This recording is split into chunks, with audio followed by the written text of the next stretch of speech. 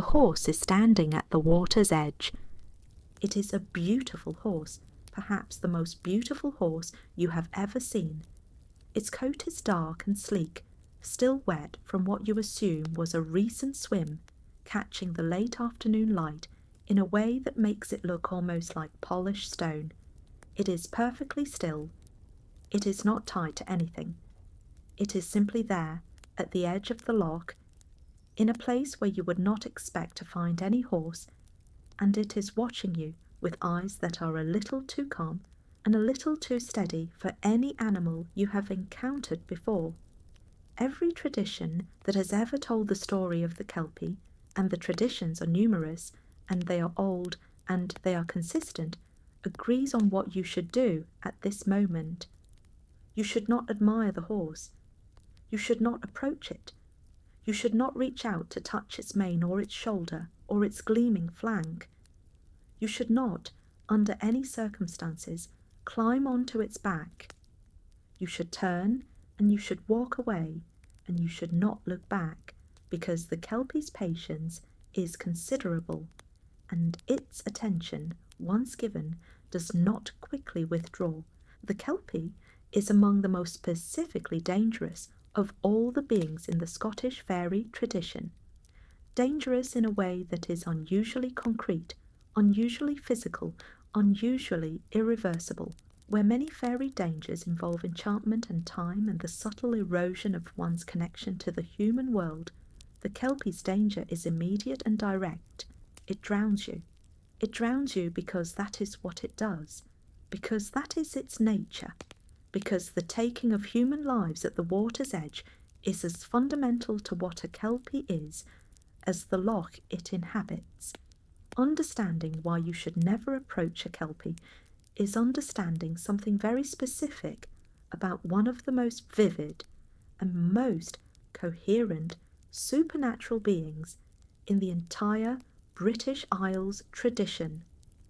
Tonight, we will explore 10 quiet chapters on the Kelpie, what it is, where it comes from, what it does, and what the tradition of encountering it reveals about the relationship between human beings and the wild water of the Scottish landscape. We will begin with the Kelpie's nature and form, the specific qualities that distinguish it from other water horse traditions, the details of its appearance that the tradition preserved with unusual precision. We will examine the mechanics of the Kelpie's method, how it lured its victims, how the luring worked, why it was so consistently effective against people who should have known better. We will look at the geography of the Kelpie tradition, the specific lochs and rivers and water features of Scotland that were understood as Kelpie territory, and what that geography tells us about the belief's relationship to the actual landscape. We will explore the closely related traditions, the each-uisge, the nuckelavee, the manx glashtin, that surrounded and illuminated the Kelpie from different angles. We will examine the accounts of Kelpie encounters preserved in the historical record, from the earliest written references to the testimonies collected by 19th century folklorists. We will look at the methods of Kelpie control and Kelpie protection that the tradition developed, including the remarkable belief that a Kelpie's bridle, once obtained, gave the holder power over the creature. We will trace the Kelpie into the literary tradition, where it moved from folk belief into poetry and fiction, and eventually into the contemporary fantasy genre. We will examine what the Kelpie reveals about Scottish water belief more broadly, about the tradition of sacred and dangerous water that underlies the Kelpie, alongside many other water-associated beings. We will consider the natural history behind the legend, the real waters, the real dangers, the real horses that might have contributed to the tradition's specific shape. And finally, we will sit with what the Kelpie still means, what the image of the beautiful horse at the water's edge continues to carry in a world that has largely forgotten the specific warning, but not entirely lost the specific fear. Before we begin, if these slow journeys through the darker corners of folklore bring you rest, I hope you will consider subscribing to the channel. And if the world of Scottish legend and the wild northern landscape speaks to you, our curated collection of nature-inspired shirts is linked in the description below. Now settle in. The horse is still there, at the water's edge. We are going to look at it very carefully from a safe distance and understand exactly what it is. The Kelpie was not a vague or general supernatural danger. It was a specific being with specific characteristics, described with a precision that suggests the tradition was drawing on genuine accumulated observation rather than simple imaginative invention. In its most common form, the Kelpie appeared as a horse, a particularly beautiful horse, always near water, always apparently unattended, always available to be ridden. This is the form that the Scottish tradition most consistently describes, and it is the form most deeply embedded in the name itself. Kelpie derives, most likely, from the Scottish Gaelic kelpies or colpage, meaning colt or young horse, with some scholars suggesting a connection to Cailleach, the old woman or hag figure that appears across Scottish and Irish supernatural tradition, though the horse connection is the more widely accepted etymology. The name itself encodes the animal form as the creature's primary identity. The horse that the Kelpie presented was not merely a normal horse. The tradition was specific about its qualities. It was always unusually beautiful, sleek and well-formed, and compelling in a way that exceeded what any ordinary horse, even a very fine one, could achieve. Its coat was most often described as dark, though grey and white kelpies appear in some accounts. The coat was wet. The Kelpie's aquatic nature expressed itself in a perpetual dampness that should have been a warning, but that the tradition acknowledged was easily explained away by an observer who preferred not to think about what they were actually seeing.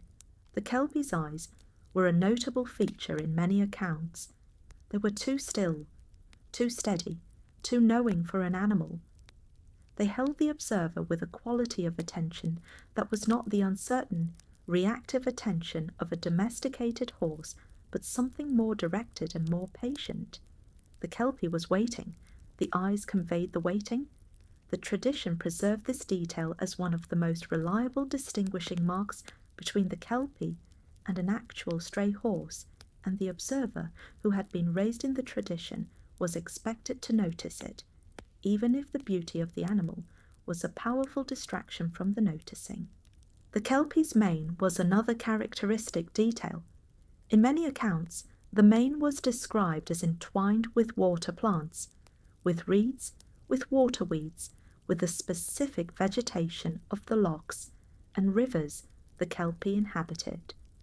This detail was both a mark of the creature's aquatic nature and, in the tradition's understanding, part of its luring mechanism.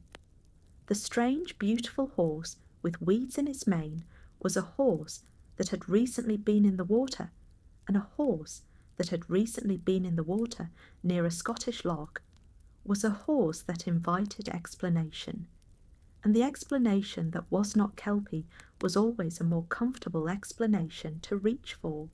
The Kelpie's body was, in the tradition, supernaturally large enough to accommodate many riders simultaneously. In the most extreme accounts, where the Kelpie's back extended to take on all of a group of children who had been foolish enough to climb on one after another, the back lengthening as each additional child mounted until the full group was committed and could not dismount. This detail appears in several of the most widely circulated Kelpie accounts, and is one of the tradition's most vivid expressions of the creature's specific quality of patience in luring. It waited for the maximum number of victims before moving, accommodating each addition to the group, with a docility that was itself the trap. The Kelpie's skin was understood to be adhesive in many accounts. Once you had touched the kelpie, once your hand had made contact with his coat or his mane, you could not let go. The adhesion was part of the luring mechanism's final stage.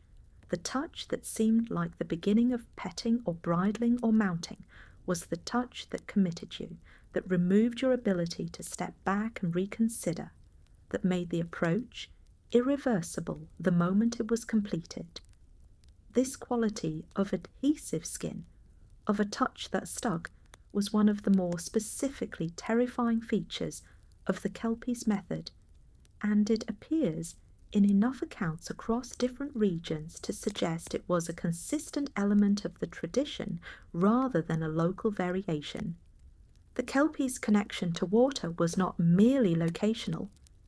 The creature was, in the tradition's understanding of water in some fundamental sense, it was the water's own being, or one of the water's own beings, expressing the lochs or the river's character in the form of a horse. The drowning that the kelpie performed was not a killing in the ordinary sense, but a returning. The human who was drowned was brought into the water's domain in the most complete possible way. The kelpie was the water's invitation, extended in the most beautiful and most dangerous form it could take. The tradition also described the kelpie as capable of human form, of appearing as a beautiful young person, typically male, who could be identified by the water weeds in their hair and by the perpetual dampness of their clothing. This human form kelpie appears less frequently in the accounts than the horse form kelpie, but it is a consistent element of the tradition, and it extended the creature's range of potential, luring beyond the equestrian context into any encounter near water where an attractive stranger appeared. The water weeds were the tell, as they were in the horse form. The beautiful person whose hair held the vegetation of the loch was a person who had recently been in the loch, and the question of why they were still here at the water's edge in the late afternoon light was a question worth answering before you moved any closer. The kelpie's relationship with sound is another characteristic that the tradition preserved with some consistency. Unlike most horses, which produce the ordinary sounds of large animals, breathing, hoof falls, the occasional snort or whinny, the kelpie was typically described as moving in a silence that was itself uncanny. The hooves made no sound on the ground. The large body produced no audible breathing. The kelpie's silence in the tradition was part of its nature as a water being. It moved through the landscape as water moved, without the friction and the noise that solid land-dwelling animals produced. This silence was understood as one of the distinguishing marks available to an observer who was paying close attention, the absence of sound that should have been present registering as a warning at the same level of attention as the presence of the water plants in the main. The kelpie's track in the tradition was another marker, the hoof print that appeared at fords and at the edges of lochs, often described as larger than any ordinary horse's print, and sometimes described as pointing toward the water rather than away from it. The direction of approach being away from the land rather than toward it. Trackers and experienced horsemen in the Highland tradition were understood as capable of distinguishing kelpie tracks from ordinary horse tracks, though the specific details of this distinction were not always clearly articulated. It was more often described as a quality of recognition, the knowledge held by an experienced person in the landscape, than as a systematic set of distinguishing features. The kelpie's smell was occasionally mentioned in the accounts, a smell of deep water, of the cold mineral quality of loch water, of the specific vegetative decay that characterized the floors of the Highland lochs. This aquatic smell was not the smell of a horse that had been swimming exactly, but something more fundamental, the smell of a being whose nature was water, rather than a being that had recently encountered water.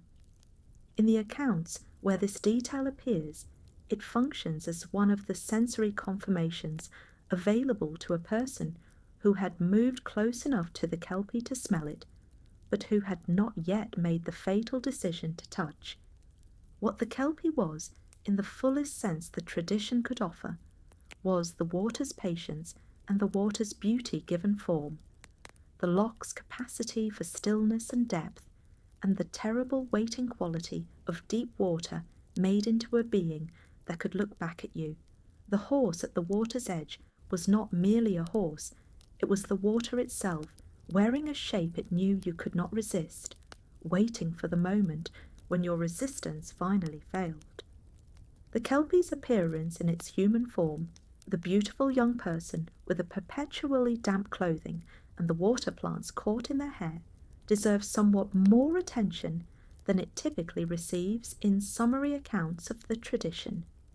The human form Kelpie was typically male in the accounts, and his targets were typically female, a gendered dimension of the tradition that reflected broader patterns in the supernatural encounter literature of the Scottish Highland tradition. The beautiful young man encountered near the water, unusually attractive, unusually attentive, unusually interested in the company of a specific woman. The tradition mapped the Kelpie's danger onto the existing social danger of the unknown male admirer, giving it a supernatural form that preserved the gendered character of the original social warning.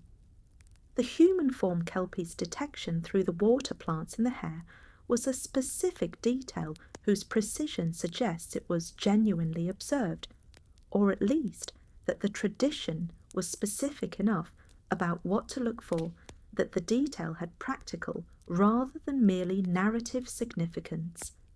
The water plants were the tell. The beautiful young man whose hair contained the vegetation of the loch was a young man who had recently been in the loch, and a young man who had been in a Highland loch and who was still here, apparently untroubled by the cold and the wet, was a young man whose presence required explanation. The tradition that maintained this specific detail was maintaining a form of practical identification, the thing to look for in the person who was too beautiful, too interested, and too close to the water. The Kelpie's connection to the specific quality of light at certain times of day is a feature that the tradition preserved with unusual precision. The creature was most often encountered in the late afternoon, not at the full darkness of midnight when supernatural beings of other kinds were most active, but in the transitional light of the day's end, when the loch reflected the sky in a way that made the water's surface look like another sky, inverted, and when the quality of the light made everything at the water's edge look more beautiful and more uncertain than it looked at midday. The late afternoon light was the light in which a dark horse's coat would catch the sun in the most spectacular way, in which the reflection in the water would be most dramatic, in which the stillness of the scene would be most complete and most apparently peaceful. The Kelpie's timing was as precise as its appearance. What the Kelpie was, in the fullest sense the tradition could offer, was the water's patience and the water's beauty given form, the loch's capacity for stillness and depth, and the terrible waiting quality of deep water made into a being that could look back at you. The horse at the water's edge was not merely a horse, it was the water itself, wearing a shape it knew you could not resist, waiting for the moment when your resistance finally failed. The Kelpie's method was, in its essentials, elegantly simple. It offered something that people genuinely wanted, a beautiful horse, apparently unattended, apparently available, and waited for desire to overcome caution.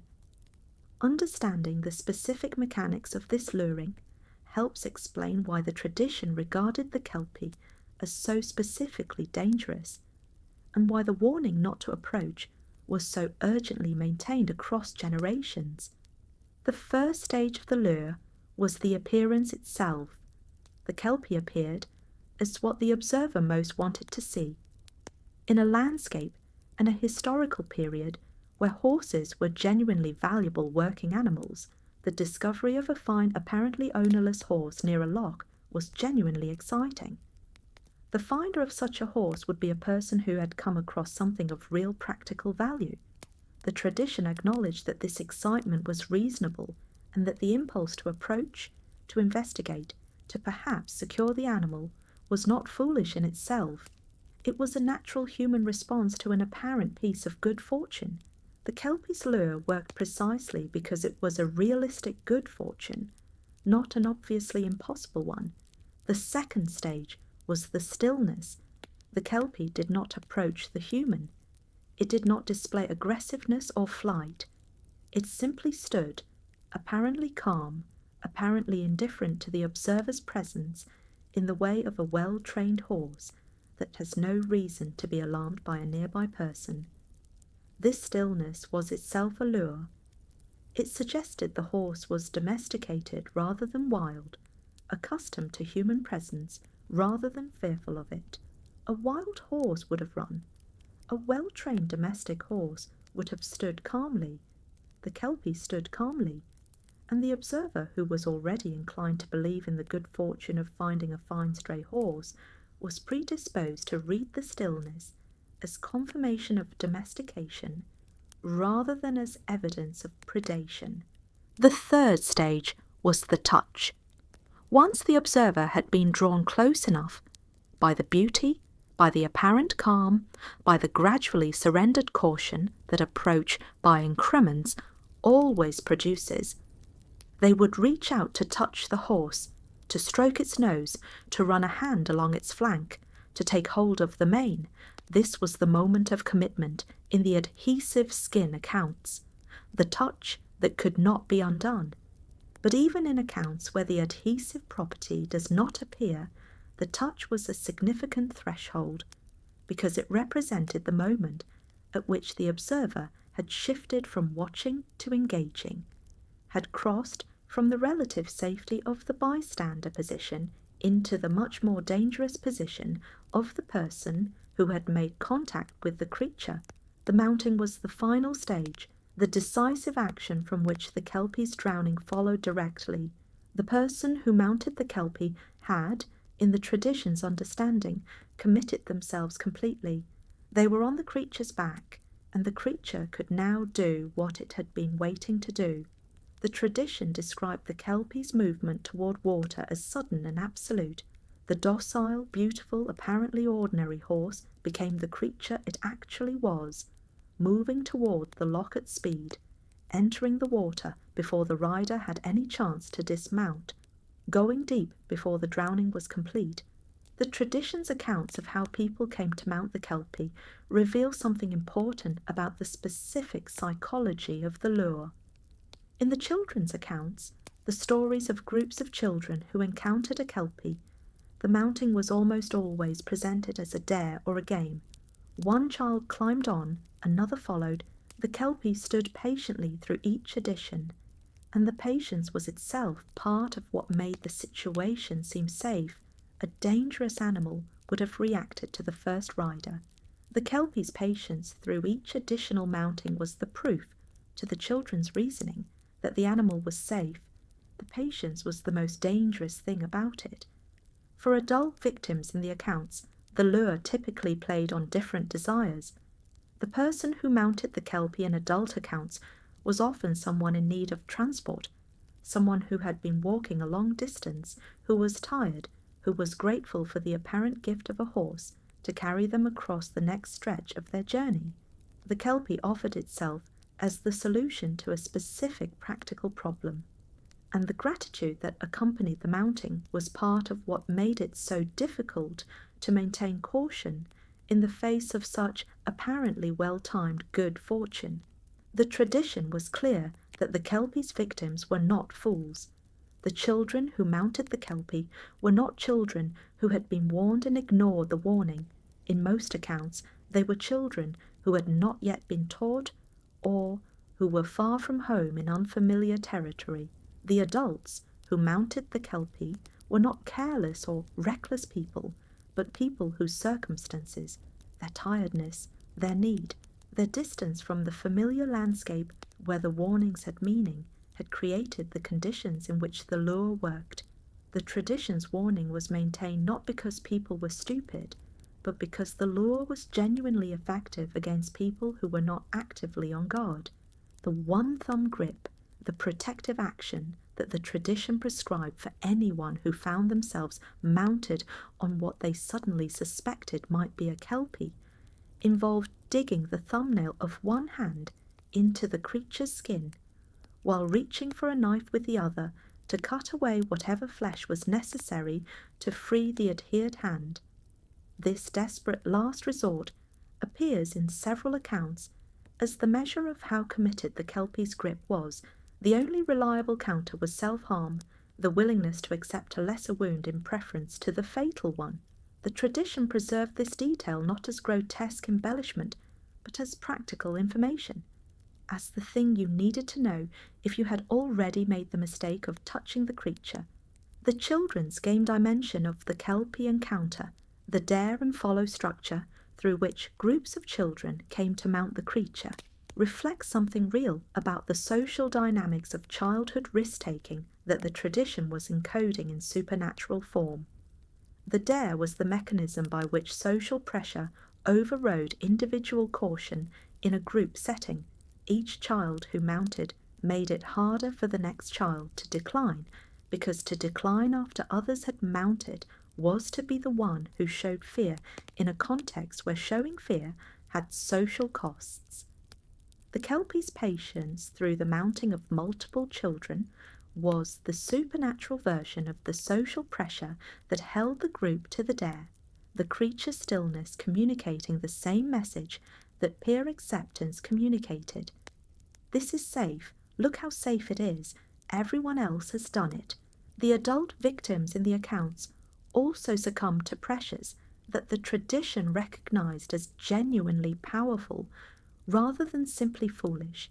The exhausted traveller who mounted the kelpie because they needed transportation was a person whose practical need had temporarily outranked their caution, a person whose immediate distress made the risk calculation different from the risk calculation of a rested and untroubled person in the same situation.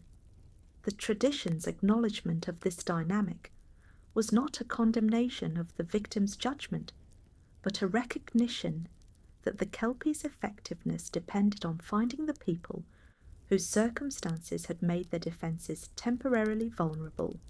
The parallel between the kelpie's method and the more general problem of desire overriding caution was one of the dimensions of the kelpie tradition that literary treatments found most productive.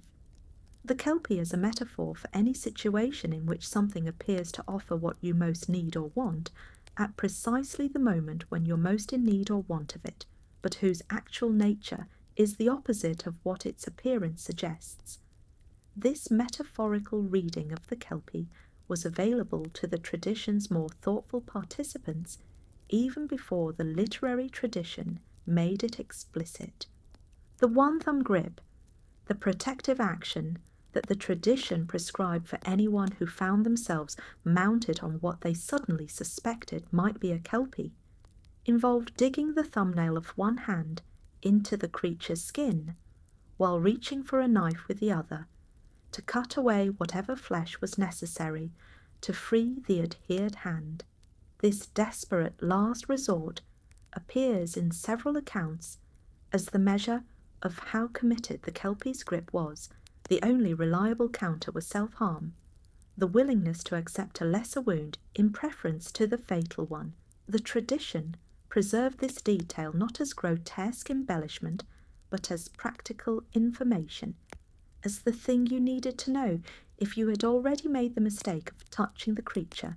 The relationship between the kelpie's luring method and the broader category of supernatural temptation in the Scottish tradition is worth examining. The kelpie's beautiful horse was, in the tradition's understanding, not simply a disguise or a deception. It was the kelpie's genuine expression of what the water offered: beauty, freedom, speed, the experience of movement through a landscape in the most powerful and most magnificent form available. The kelpie offered the best horse in the world, and the best horse in the world was something that the Highland culture, which depended so heavily on horses for transport and prestige and economic life, valued deeply and desired genuinely. The lure was effective because it was real. The horse was genuinely beautiful. The offer was genuinely compelling, and the danger lay not in the offer being false, but in the offer being true in a way that concealed what the truth actually cost. The specific cultural context of the Highland horse economy gives the kelpies luring particular resonance. In a landscape where owning a fine horse was both a practical necessity and a marker of social status, the appearance of an apparently ownerless fine horse was not merely attractive but socially significant. The finder of such a horse was a person who had come across something of real social and economic importance. The kelpie's effectiveness as a lure was therefore calibrated to the specific desires and the specific values of the Highland culture that had produced it. It offered not abstract beauty, but the specific kind of beauty that the culture's own value system had designated as among the most desirable things available. The tradition's acknowledgement that the kelpie's method worked most effectively against people who were already predisposed to trust, who were tired or far from home or in genuine need, was itself a form of protective wisdom.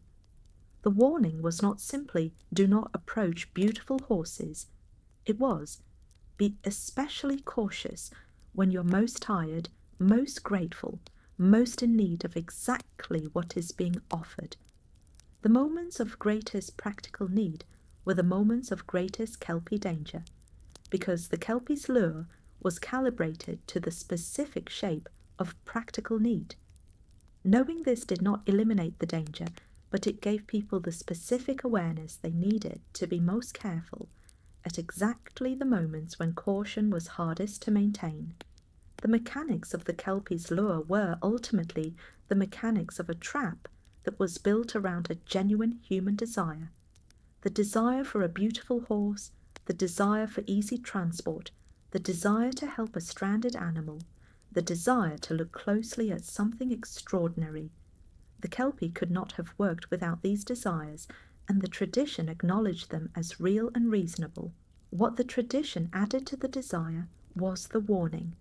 This specific desire, in this specific context, at the water's edge, in the late light, should be resisted with everything you have, not because desire is wrong, but because the kelpie was very good at looking like the answer to it. The kelpie tradition was not distributed evenly across the Scottish landscape. It was specific to particular types of water, particular types of terrain, particular regions of Scotland where the combination of landscape features and cultural conditions had generated and sustained a particularly vivid account of the water horse danger. The Highland lochs were the primary territory of the kelpie in the tradition's geography. The great freshwater lochs of the Scottish Highlands, Loch Ness, Loch Morar, Loch Awe, Loch Lomond, and dozens of smaller and less famous lochs scattered through the glens, were all, in the tradition, potential kelpie habitats. The qualities that made these lochs the kelpie's natural home were the qualities that made them genuinely impressive and genuinely dangerous. Their depth, which was extraordinary in many cases, their darkness, which came from the peat-tinted water that characterized Highland lochs, their size, which meant that the far shore was often invisible, and the full extent of the water incomprehensible to the eye, and their stillness, which could change to roughness with extraordinary speed as Highland weather changed.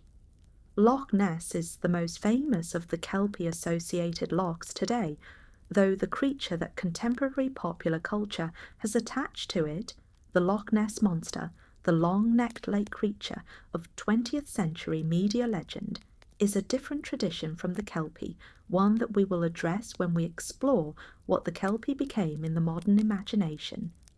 The Kelpie of Loch Ness in the older tradition was a horse, not a serpent, and the stories attached to it were stories of the specific Kelpie type rather than the sea monster type.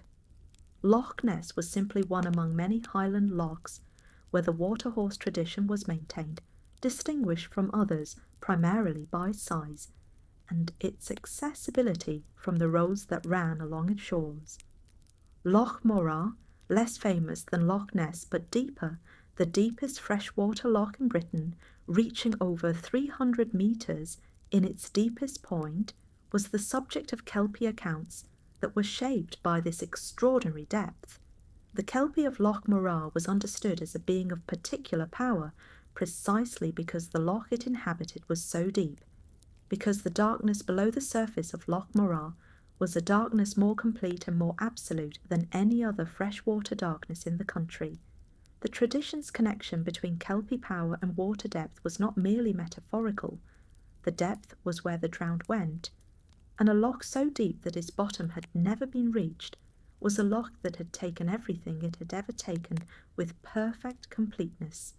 The rivers of the Highlands were Kelpie territory as well as the lochs, but the river Kelpie had a somewhat different character from the loch Kelpie, where the loch Kelpie's danger was associated with the loch's depth and darkness and enclosing depth. The river Kelpie's danger was associated with the river's current and its crossings. The fords, the shallow places where rivers could be crossed on horseback or on foot, were specific sites of Kelpie activity in the tradition, and the logic was clear. The ford was the place where people were most likely to enter the water voluntarily, and the Kelpie that lurked at a ford was the Kelpie in its most directly practical luring situation. The Spey, the Tay, the Forth, the Clyde, all of the major Scottish rivers had their Kelpie traditions, and many of the smaller rivers had local accounts of specific Kelpie encounters at specific fords and specific pools. The pool, the deep still section of a river between stretches of faster water, was a particular Kelpie location in the river tradition. Pools were where horses naturally came to drink, and a Kelpie waiting at a pool was a Kelpie in a situation that explained its presence completely. It was a horse drinking from the pool, as the horses naturally did. The explanation was its own cover. The border rivers, the rivers of the Scottish borders, and the northern parts of England had their own water horse traditions that overlapped with the Kelpie tradition, while having their own regional character. The border rivers were the rivers of Ballad territory, the rivers across which cattle raids had been conducted and battles had been fought, and the water horse beings of the border rivers were being shaped by this history of human conflict as well as by the natural character of the water itself. The geographical distribution of Kelpie accounts follows a pattern that reflects both the distribution of the specific Highland and border water types that the tradition associated with the creature and the distribution of the Gaelic-speaking communities that maintain the tradition most vigorously. The areas of densest Kelpie belief were areas where the combination of genuinely dramatic water features and living Gaelic tradition created the conditions for the belief to be both generated and maintained across generations. The mapping of Kelpie territory was itself a form of protective knowledge. To know which lochs and which rivers were Kelpie habitats was to know where the heightened caution was most urgently required.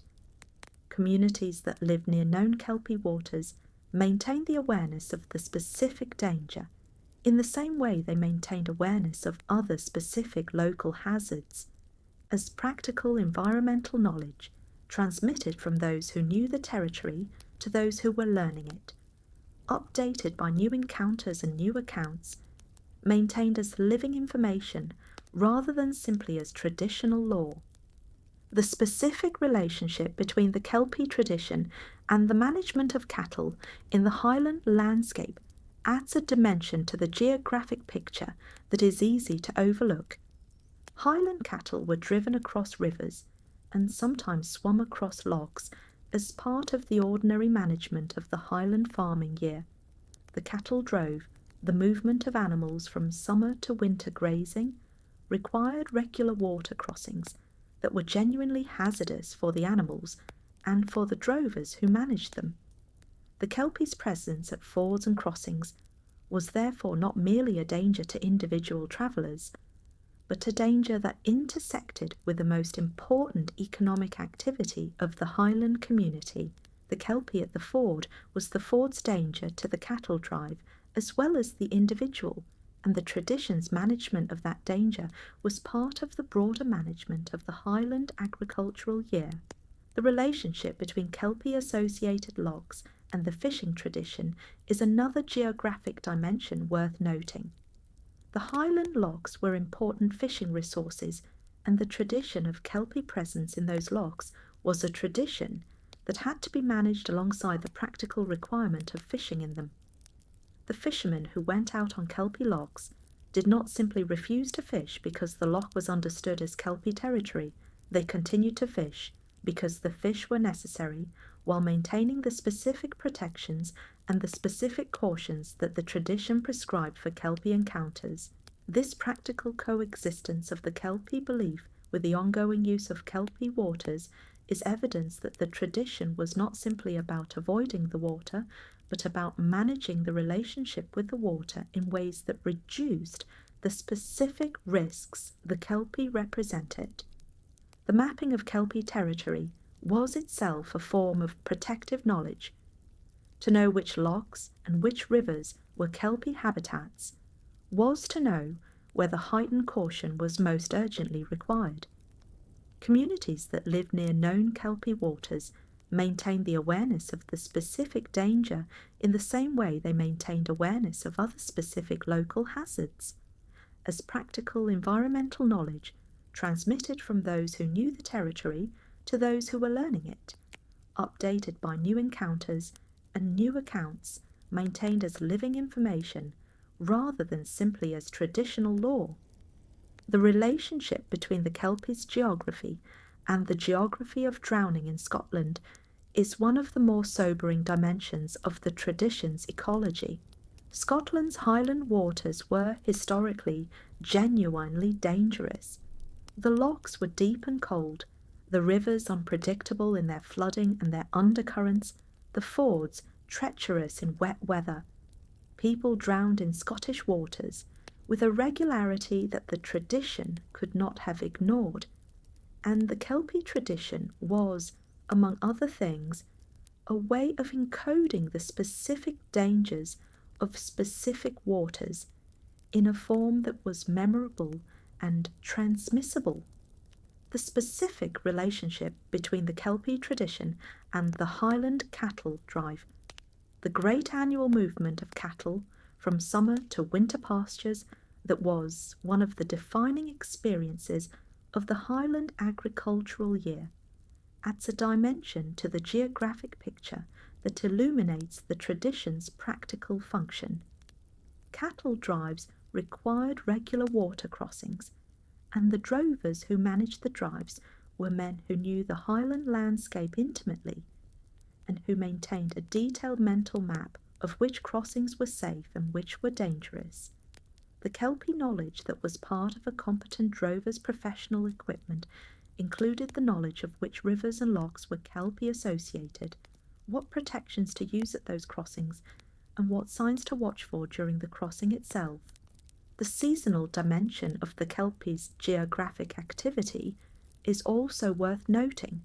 The spring and autumn, the times of the Highland agricultural year, when people were most frequently crossing water with livestock, were understood as times of heightened kelpie activity, the creature's presence at the fords and the crossings corresponding to the times when those crossings were most heavily used. This seasonal pattern had a natural explanation. The spring thaw and autumn rains made Highland rivers most dangerous at exactly these times, and the kelpie tradition encoded this seasonal danger in the form of a seasonal pattern of supernatural activity. The folklore of specific crossing points, the named fords and river crossings that appear in Highland Place, names and Highland oral tradition as sites of specific supernatural significance, preserves the Kelpie tradition in its most geographically grounded form. Place names that encode water-horse associations, ford names that include words meaning danger or caution, the oral tradition of which crossings were safe at which times and which required specific protective measures. All of these represent the tradition's practical geography in its most specific and most locally grounded form. The traveller who knew the Highland landscape's folklore of crossings was a traveller who knew their Kelpie geography as surely as they knew the physical topography of the route. This knowledge was not abstract but actionable.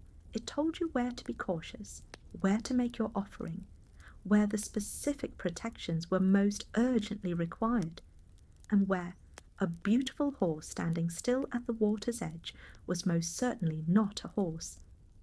The relationship between the Kelpie's geography and the geography of drowning in Scotland is one of the more sobering dimensions of the tradition's ecology. Scotland's Highland waters were, historically, genuinely dangerous. The lochs were deep and cold, the rivers unpredictable in their flooding and their undercurrents, the fords treacherous in wet weather.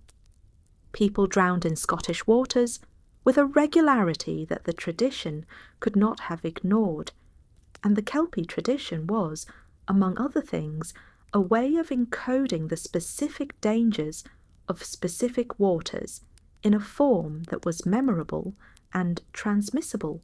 The Kelpie at the ford was the ford's danger given a name and a face.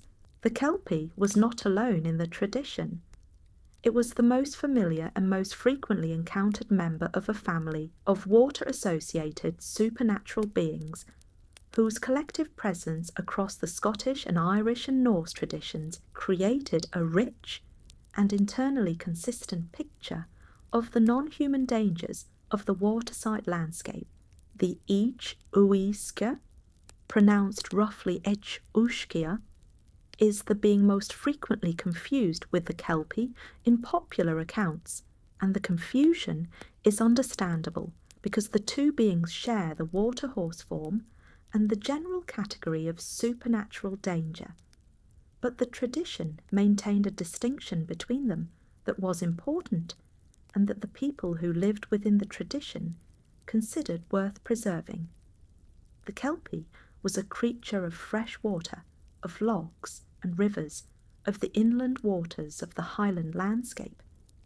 The each-uisge was a creature of salt water, of the sea lochs, the tidal inlets, the places where salt water met the land, and it was understood as more dangerous, more intelligent, and more entirely malevolent than the Kelpie.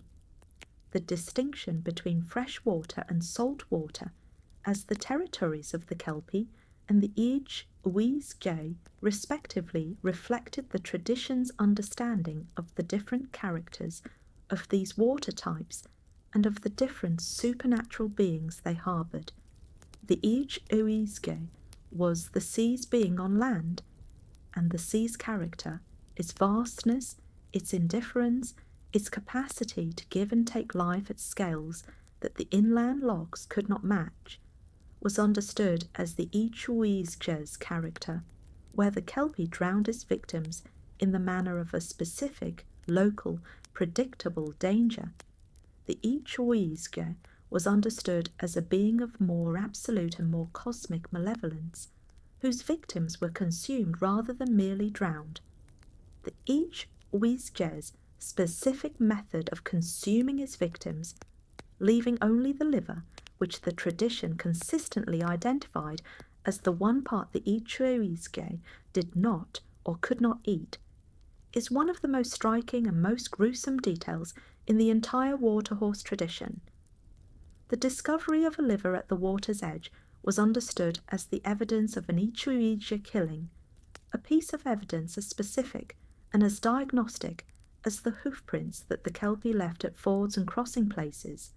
The liver detail appears in enough accounts from enough separate sources to suggest it was a fixed element of the each-uisge tradition rather than a local embellishment, though what its original meaning was, why specifically the liver, why the each-uisge left it, what the tradition understood it to signify, is not clearly explained. The nuckelavee was the most extreme member of the waterhorse family, a being so terrible in its description that it exists at the furthest extreme of what the tradition could imagine as a danger, so far beyond ordinary supernatural menace that it barely resembles the other members of its family. The nuckelavee was primarily an Orcadian tradition, a creature of the Northern Isles, the archipelago north of the Scottish mainland, where Norse and Scottish cultural traditions had overlapped for centuries, and its description is among the most vivid and most horrifying in British folklore. Unlike the Kelpie and the each-uisge, the nuckelavee was not beautiful.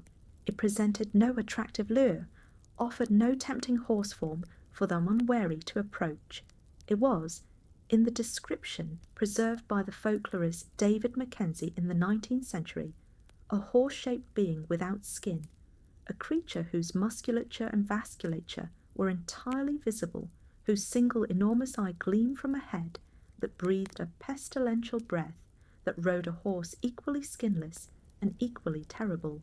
The nuckelavee was not a lure, but a direct assault, a being that spread disease and destroyed crops and drove cattle into the sea, a being so dangerous that even saying its name was considered unwise, except in the specific ritual context that acknowledged its existence while maintaining the distance the mention required. The Scottish Highlands and Islands tradition of the waterhorse was further complicated by regional variants that reflected the specific character of each area's water features. The Glashtin of the Isle of Man, a waterhorse tradition closely related to the Kelpie, had its own local character shaped by the Manx landscape and the Manx cultural tradition. The Cabile Ushti of Manx tradition was understood as particularly associated with the mountain streams and small rivers of the island's interior, a more intimate and more personally directed danger than the great Highland lochs kelpies. The Scandinavian Beckerhest, the brook horse or stream horse of Swedish and Norwegian tradition, was the Northern European parallel to the Kelpie, reflecting the same underlying intuition about the danger of beautiful horses at water's edge while expressing it in the specific cultural forms of the Norse and Scandinavian traditions. The Beckerhest shared the Kelpie's beautiful form, the Kelpie's adhesive quality, and the Kelpie's drowning method, suggesting either direct cultural connection or independent convergent development from the same observations about water, horses, and the specific form that aquatic danger took in a culture where horses were the primary means of transport. The Irish each-uisge, the Irish equivalent of the Scottish each-uisge, adds another layer to the tradition's geographical distribution. Irish water horse belief was closely parallel to the Scottish tradition, with the Irish each-uisge sharing the water horse form and the general drowning method, while having its own regional variations shaped by the specific character of Irish waters and Irish cultural tradition. The Irish lakes, particularly the western lakes of Connaught and the Midland lakes that lie in the heart of the country, had their own waterhorse associations that the folklore collections of the 19th and 20th centuries documented in some detail. The Orkney tradition that produced the nuckelavee also produced a specific cultural context that illuminates why this most extreme of the waterhorse family took the form it did. Orkney's Norse heritage, the islands had been Norse before they were Scottish, and their cultural tradition reflected this, included the Norse tradition of supernatural beings that were not glamorous or beautiful, but grotesque, beings whose appearance was a direct expression of their malevolence rather than a concealment of it. The nuckelavee's skinlessness was, in the Norse tradition's aesthetic, the most honest possible presentation of what it was, a being that had stripped away all concealment and presented itself in the full reality of its predatory nature, in contrast to the kelpie, which was dishonest in his beauty. The nuckelavee was honest in his horror. The Manx Glashtin, the waterhorse of the Isle of Man, occupied an intermediate position in the waterhorse family that illuminates the range of the tradition. The Glashtin shared the kelpie's basic horse form and the kelpie's association with water, but it was understood as somewhat less consistently dangerous than the kelpie proper, a being capable of genuine interaction with humans, capable of forming something like a relationship, though always with the caveat that his water nature meant the relationship was fundamentally unequal and fundamentally vulnerable to the Glashtin's own impulses. The Manx tradition maintained a more ambivalent picture of the waterhorse than the Scottish tradition, reflecting the specific character of Manx folk belief and its particular balance between the dangerous and the merely uncanny. The distribution of waterhorse traditions across the northern Atlantic world, from Ireland through Scotland and the Northern Isles to Iceland, the Faroe Islands, and the Scandinavian mainland, reflects the maritime connections between these cultures rather than a simple geographic diffusion from a single source. The waterhorse was a being that cultures in this region developed independently or shared through the maritime contacts that connected them, each version shaped by the specific water features and the specific cultural conditions of the area. The consistency of the basic form, the beautiful horse at the water's edge, the drowning, across all these versions suggests that the tradition was encoding something genuinely cross-cultural about the relationship between beauty, water, and danger. The family of beings to which the kelpie belonged was, in the tradition's understanding, not a family in the sense of creatures with a shared evolutionary ancestry, but a family in the sense of a shared ecological niche, the niche of the water-dwelling supernatural predator that took the form of something beautiful and desirable in order to bring human beings into the water. Each member of the family occupied its own specific territory, expressed its own specific character, used its own specific method, but they all shared the fundamental structure of the kelpie's danger. The beautiful form, the water proximity, the irreversible approach. The tradition of the waterhorse's shape-shifting, its capacity to move between the horse form and other forms, including the human form, gave it a specific relationship to the concept of the selkie that is worth noting. The selkie, the seal person of Scottish and Irish tradition, was another being of the northern waters that moved between an animal form and a human form, that was associated with specific liminal water locations, and that had a complex and often dangerous relationship with human beings. The kelpie and the selkie were understood as different beings with different natures and different methods, but they shared the quality of existing at the boundary between the animal world and the human world, between the water world and the land world, and the tradition that maintained both beings was a tradition that took the boundary between these domains with great seriousness. The nuckelavee's habitat, the coastal waters and sea lochs of Orkney, rather than the inland freshwater lochs of the mainland, placed it in a specific relationship to the sea that distinguished it from the kelpie, even as the two beings shared the basic waterhorse structure. Orkney's position in the North Atlantic, exposed to the full force of the Atlantic weather systems, gave its supernatural tradition a character of extreme and unmediated natural power that the more sheltered mainland Highland tradition somewhat lacked. The nuckelavee was a being appropriate to waters that could generate waves large enough to overwhelm stone buildings, to weather that could ground ships and drown entire fishing fleets. Its extreme form was the extreme form of an extreme landscape. The Norse tradition's engagement with the waterhorse is represented in the Icelandic nuckelavee, a being of essentially Kelpie type associated with rivers and lakes, appearing as a horse and drowning those who mounted it. The Icelandic tradition adds an interesting detail not consistently present in the Scottish accounts. The nuckelav's hooves were reversed, pointing backward rather than forward. This detail of the backward-pointing hoof appears in various supernatural horse traditions across the Northern European and Nordic world, and may represent a widespread means of distinguishing the supernatural horse from the ordinary one, a physical inversion that mirrored the creature's inversely dangerous nature. Whether this detail entered the Scottish tradition through Norse influence or developed independently as a parallel observation is uncertain.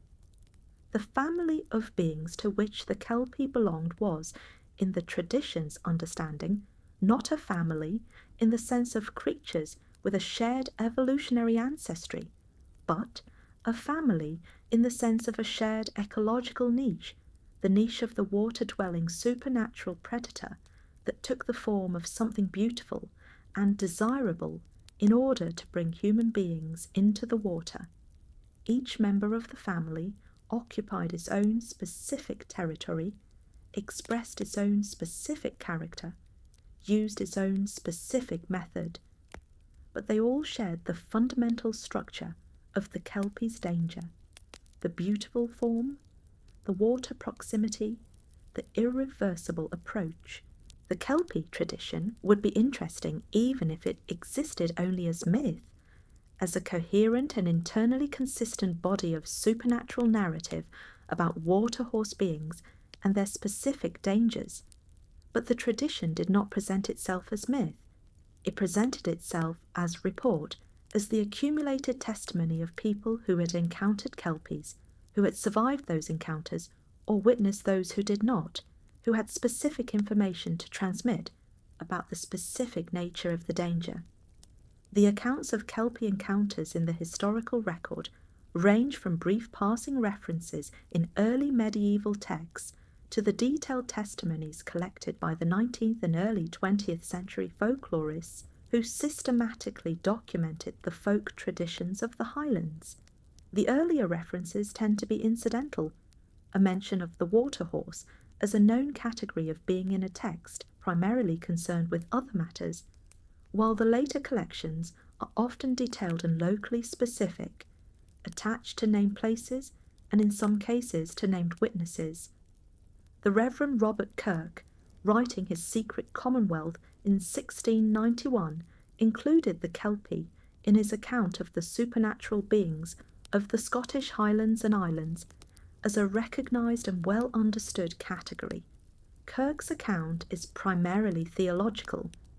He was interested in the Kelpie as part of a larger argument about the nature of supernatural beings, but it preserved the Kelpie's essential characteristics with enough precision to confirm that the tradition he was describing was the same tradition that later collectors would document in greater detail. John Gregerson Campbell, the Free Church minister of Tiree, who became one of the most important collectors of Scottish Gaelic folk tradition in the 19th century, documented Kelpie accounts from across the Western Isles with a thoroughness and a critical care that made his collections among the most valuable in the field. Campbell distinguished between the Kelpie proper, the freshwater horse of lochs and rivers, and the each-uisge of salt water, a distinction that later collectors sometimes blurred. His accounts of Kelpie encounters on Tiree and the surrounding islands include some of the most detailed descriptions of Kelpie behaviour and Kelpie appearance in the entire literature. The account of the Kelpie of the River Conan in Rossshire is one of the best-known specific Kelpie accounts in the Scottish tradition. In this account, A local man who was aware of the kelpie's presence in the river managed to get a bridle over the creature's head. The specific method of kelpie control that the tradition maintained was possible, and that we will examine in detail in a later chapter. The bridled kelpie was compelled to serve and was used to carry stones for the building of a church, a task that the creature performed with supernatural strength and efficiency. When the bridle was eventually removed and the kelpie recovered its freedom, it plunged into the river with a cry that some versions of the account describe as both triumphant and mournful, and was not seen again in the same form. The accounts of child victims of the kelpie are among the most frequently told and most carefully preserved in the tradition, and they follow a consistent pattern that suggests they were drawn from a common narrative template rather than from independent events. A group of children near a loch or river encountered a beautiful horse of unusual size. One child mounted, the others followed as the kelpie's back extended to accommodate them. A final child, for some reason, not yet on the horse, or hanging back, or in some versions warned by a parent's shout, retained enough freedom to resist the mounting.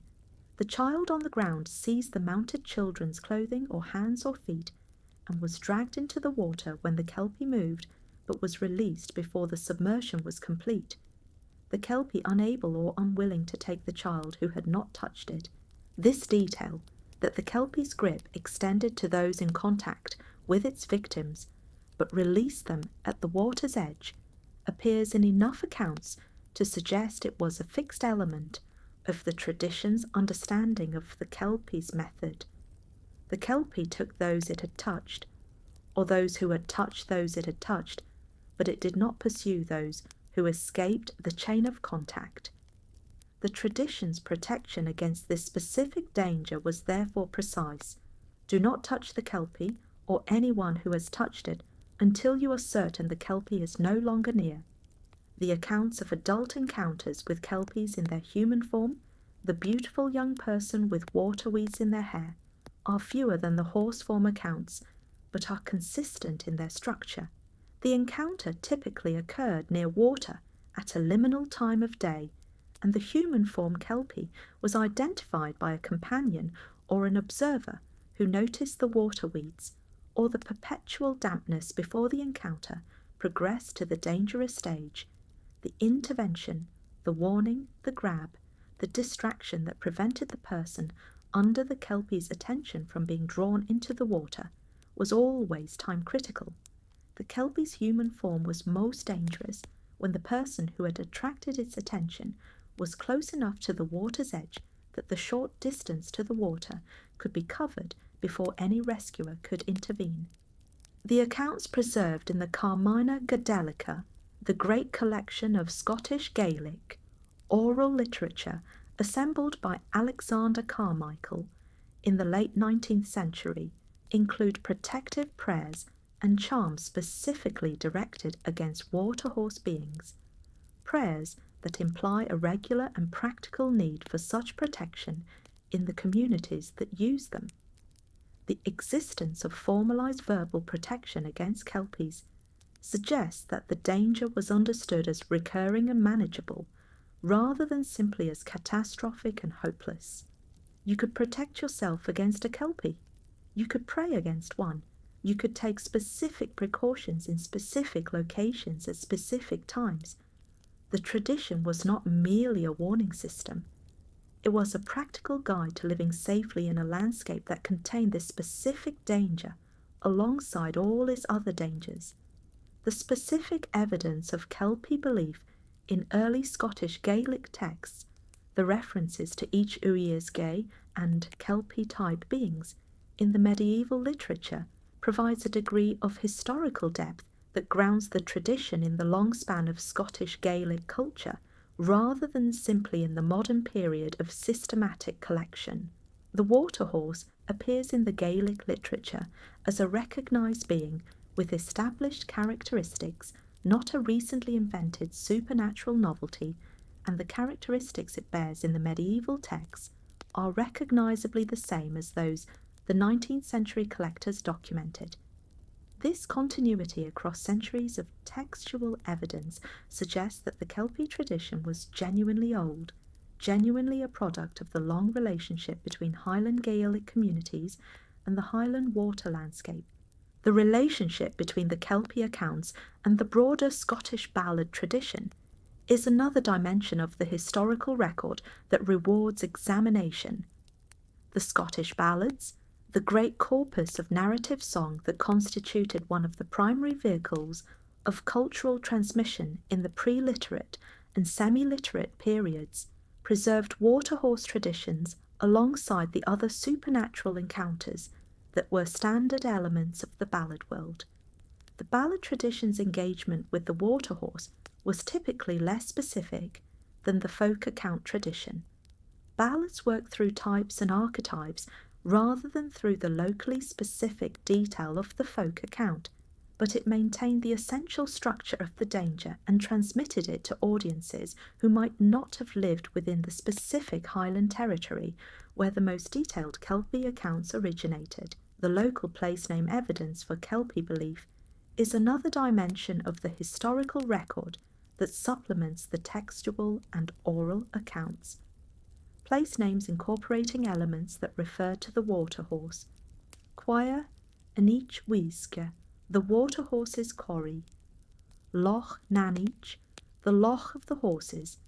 Various other Gaelic place names that encoded Kelpie association in the landscape's naming are evidence of a tradition that was sufficiently embedded in the community's relationship with the landscape to shape the names they gave to specific features. Place names are conservative.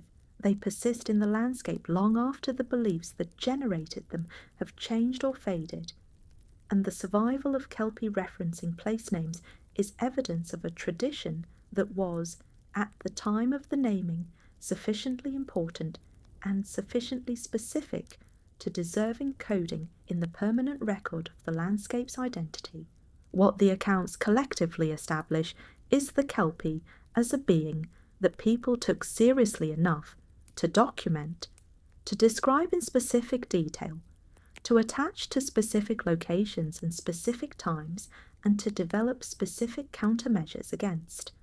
Whether or not the Kelpie existed as a literal supernatural entity, a question the tradition itself rarely posed directly, the tradition of Kelpie awareness was a living tradition, maintained by people who believed it to be relevant to their practical safety in the landscape they inhabited. The role of the fairy doctor, the specialist in supernatural encounter and supernatural protection who appears in both the Scottish and the Irish tradition, in managing Kelpie encounters deserves particular attention. The fairy doctor's expertise in Kelpie matters was not merely theoretical, but practical. They were the people called on when someone had been drowned by a Kelpie, when a Kelpie encounter had gone wrong in a way that left survivors with residual effects, when a community needed to understand why a specific body of water had become more than usually dangerous. The fairy doctor's Kelpie knowledge was among the most practically urgent knowledge they maintained, because Kelpie encounters had immediate and often fatal consequences that the slower-moving dangers of other supernatural encounters did not. The specific protective items recommended by fairy doctors against Kelpie encounter reflected the broader protective tradition, while also showing some Kelpie-specific adaptations. Iron was a component of Kelpie protection, particularly in relation to the bridle and to the threshold protections at water crossings. But the Kelpie tradition also made use of specific plants, specific prayers, and specific physical gestures that were understood as particularly effective against this specific being rather than against supernatural danger in general. The Kelpie's specific nature required specific countermeasures, and the fairy doctor's expertise included the knowledge of what those specific countermeasures were and when to apply them. The Kelpie's specific vulnerability to being named, the tradition in some accounts that calling the creature by its true name in Gaelic could disrupt its power over a victim is a dimension of the encounter accounts that connects the Kelpie tradition to the broader tradition of naming as power that we have explored in other contexts. The Kelpie that was named was a Kelpie that had been identified, and identification was itself a form of power over a being whose luring depended on not being identified. The person who could say clearly and without hesitation, "This is a Kelpie," had moved from the position of potential victim to the position of one who knew what they were dealing with. And in the tradition, knowing what you were dealing with was always the beginning of being able to deal with it. What the accounts collectively establish is the Kelpie as a being that people took seriously enough to document, to describe in specific detail, to attach to specific locations and specific times, and to develop specific countermeasures against. Whether or not the Kelpie existed as a literal supernatural entity, a question the tradition itself rarely posed directly, the tradition of Kelpie awareness was a living tradition, maintained by people who believed it to be relevant to their practical safety in the landscape they inhabited. The Kelpie tradition was not simply a tradition of danger and death, it was also, in specific and carefully defined circumstances, a tradition of control, of the remarkable possibility that a human being with the right knowledge and the right courage and the right timing could seize power over the creature rather than being seized by it. The mechanism of this control was the bridle. The Kelpie's bridle, the supernatural bridle that was understood as the source of the creature's power and the key to its control, appears in numerous accounts as an object of exceptional value and exceptional danger. The person who managed to get a bridle over a Kelpie's head had, in the tradition's understanding, reversed the power dynamic entirely. The creature that had been the predator became temporarily the servant, compelled to perform whatever labour the bridle holder required. The bridle in question was not an ordinary horse bridle. The tradition was specific about this. The Kelpie's bridle was a supernatural object made from materials or by processes that were not ordinary, and its power over the Kelpie was not the power of physical restraint, but of something more fundamental, a claiming, a subordination, a binding of the creature's nature to the will of the bridle holder in the same way that the creature's own nature bound its victims to it. How one obtained such a bridle was addressed in the tradition with some variation. In some accounts, the bridle was simply the creature's own. The Kelpie that was surprised in a moment of transformation, caught between its horse form and some other state, could be bridled with its own supernatural equipment. In other accounts, the bridle was made specifically for the purpose by a person with the right knowledge, a blacksmith, a wise woman, a fairy doctor, who understood what materials and what processes would produce an object capable of constraining a Kelpie. The most consistent detail across the various accounts of successful Kelpie bridling was the importance of surprise and speed. The Kelpie was not a creature that could be overpowered through straightforward physical strength. It was supernaturally strong, and the attempt to wrestle it into submission would have been futile. What worked was the unexpected action, the movement so fast that the Kelpie's own reflexes could not prevent it, the bridle thrown over the head before the creature had time to dodge, the clasp secured before the supernatural adhesion could reverse itself and trap the bridler rather than the bridled. The account of the Smith of Rasay, a story preserved in several versions and attributed to the Isle of Rasay off the coast of Skye, is one of the most detailed accounts of successful Kelpie bridling in the Scottish tradition. The smith, who had lost a family member to the Kelpie of a nearby loch, waited at the water's edge with a bridle he had made specifically for the purpose, and when the Kelpie appeared in his horse form, he managed to throw the bridle over its head before it could react. The bridal kelpie then served the smith for a period before the smith, in a moment of either compassion or carelessness, allowed the creature to approach the water, at which point it plunged in and was lost, the supernatural bridle presumably returning with it to the loch. The bridal kelpie was understood as supernaturally powerful in its labour, capable of work that no ordinary horse could perform, of carrying loads that would have required teams of ordinary horses, of moving at speeds that made ordinary travel time irrelevant. The accounts of bridal kelpies used for building work, carrying stones for churches, mills and bridges, place the creature in the tradition of supernatural construction assistance that appears in various forms across the folklore of the British Isles and Northern Europe. The supernatural being compelled to assist in the building of a sacred or community structure was a recognised narrative type, and the kelpie fitted it naturally given the combination of its supernatural strength and its availability for compulsion through the bridle. The silver bridle appears in some accounts as a specific form, the silver that was effective against supernatural beings in the broader folk tradition, being applied to the specific case of the kelpie. Silver's protective and constraining properties in the folk tradition derive from its purity, its moonlight associations, and its long history as a material used in the manufacture of sacred objects. A bridle made of silver or incorporating silver elements was understood as particularly effective against a kelpie, combining the constraining power of the bridle form with the general supernatural power of silver as a material.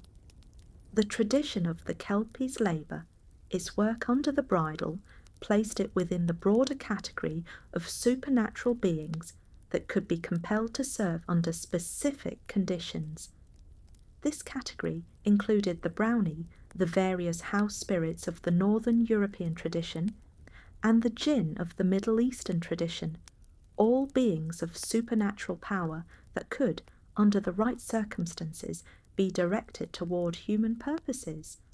The kelpie's incorporation into this category through the bridal tradition was an important dimension of the overall kelpie picture, because it established the creature as something more than a simple predator, as a being that existed in a complex relationship with the human world, one that had both its dangerous and its potentially useful dimensions.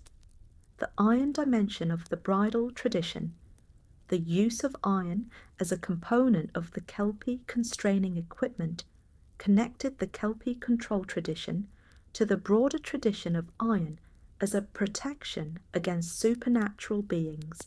The same iron that was effective against fairies was effective in the bridle that constrained the kelpie, though the mechanism was different.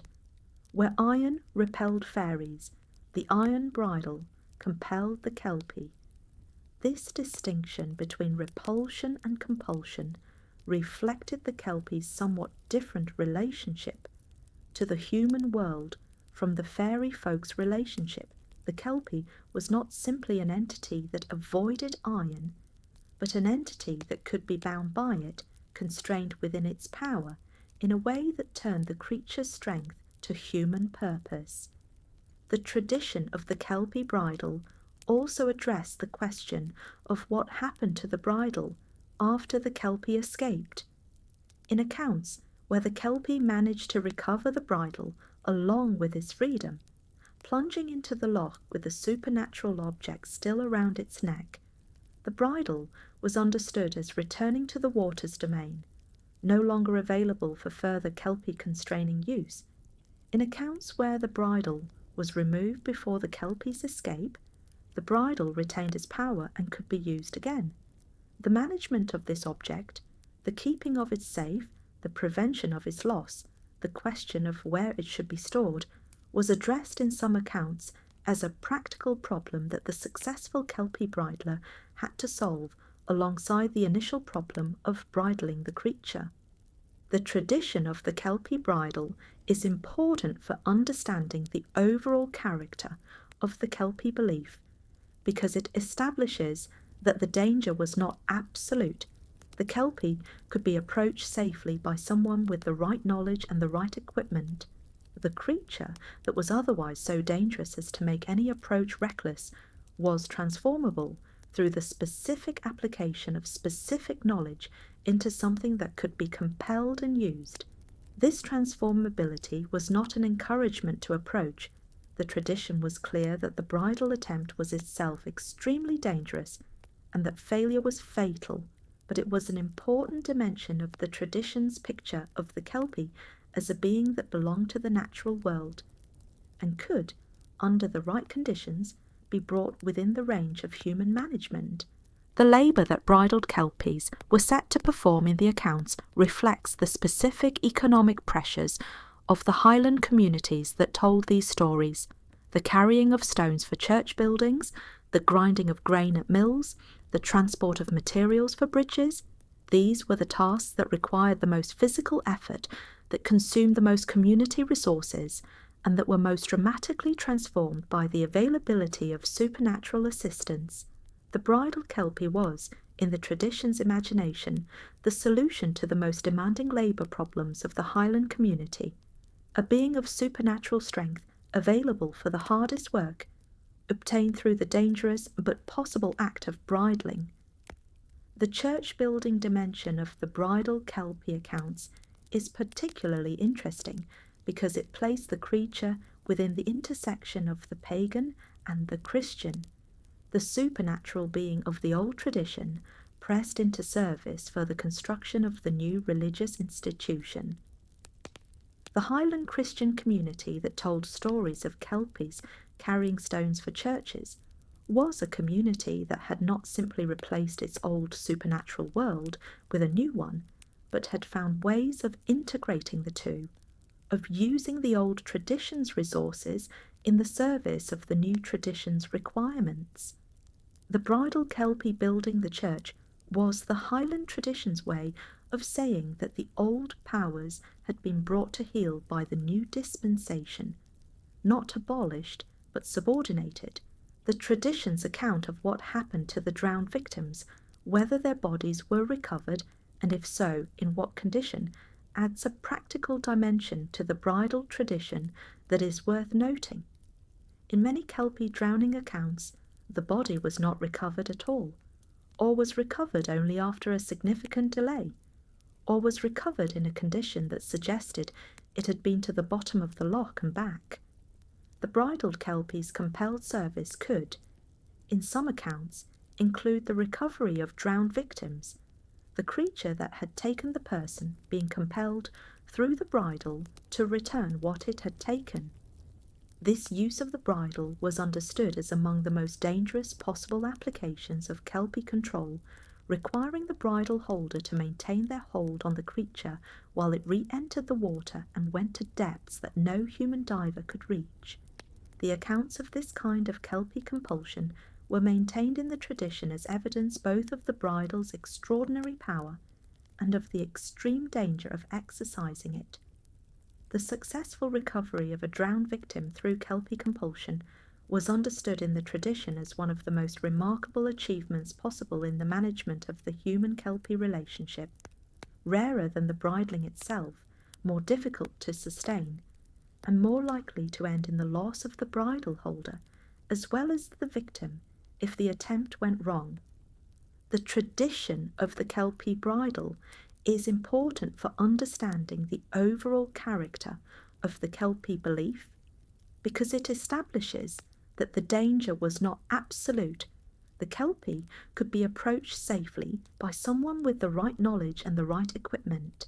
The creature that was otherwise so dangerous as to make any approach reckless was transformable through the specific application of specific knowledge into something that could be compelled and used.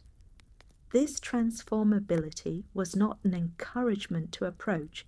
The tradition was clear that the bridal attempt was itself extremely dangerous and that failure was fatal, but it was an important dimension of the tradition's picture of the Kelpie as a being that belonged to the natural world and could, under the right conditions, be brought within the range of human management. The Kelpie moved from the oral tradition of the Scottish Highlands into the written literary tradition at a relatively early stage, carried by the growing literary and cultural interest in Scottish folk tradition that developed from the late 18th century onward.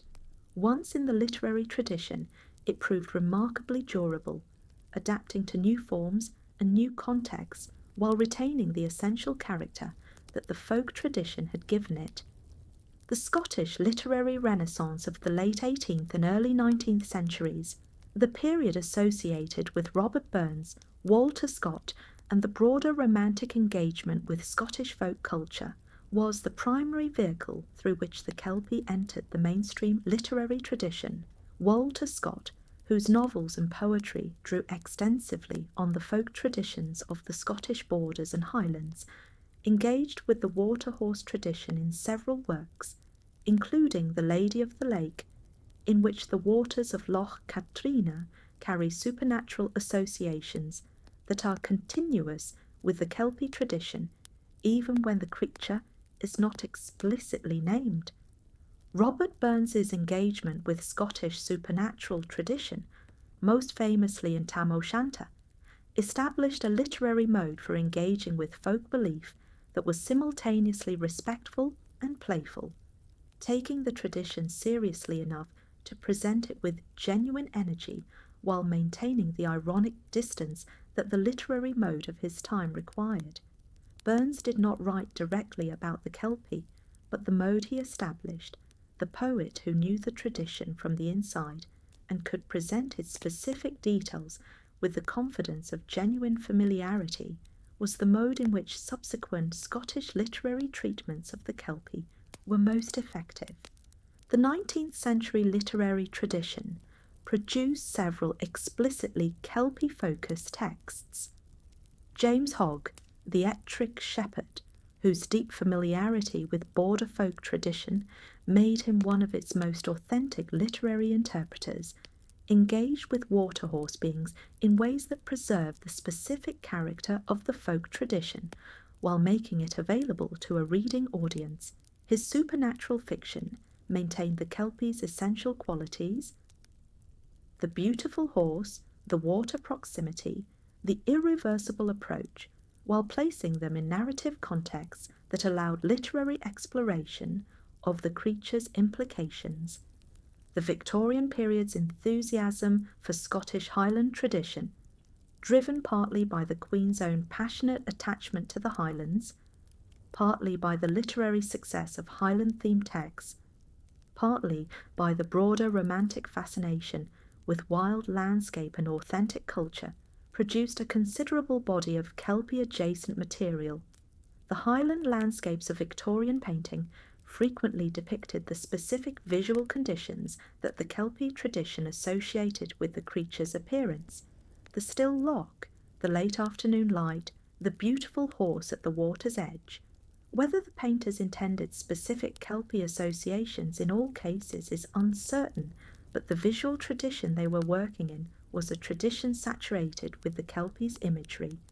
The early 20th century saw the Kelpie absorbed into the broader category of Scottish supernatural being that was being systematically documented by academic and semi-academic folklorists, placed in the context of comparative mythology and anthropological theory.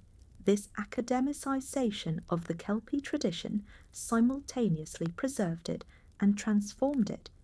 The creature that had been a living danger in the Highland tradition became, in the academic literature, a specimen of belief, an example of a category, a data point in arguments about the origins of waterhorse mythology in different cultures.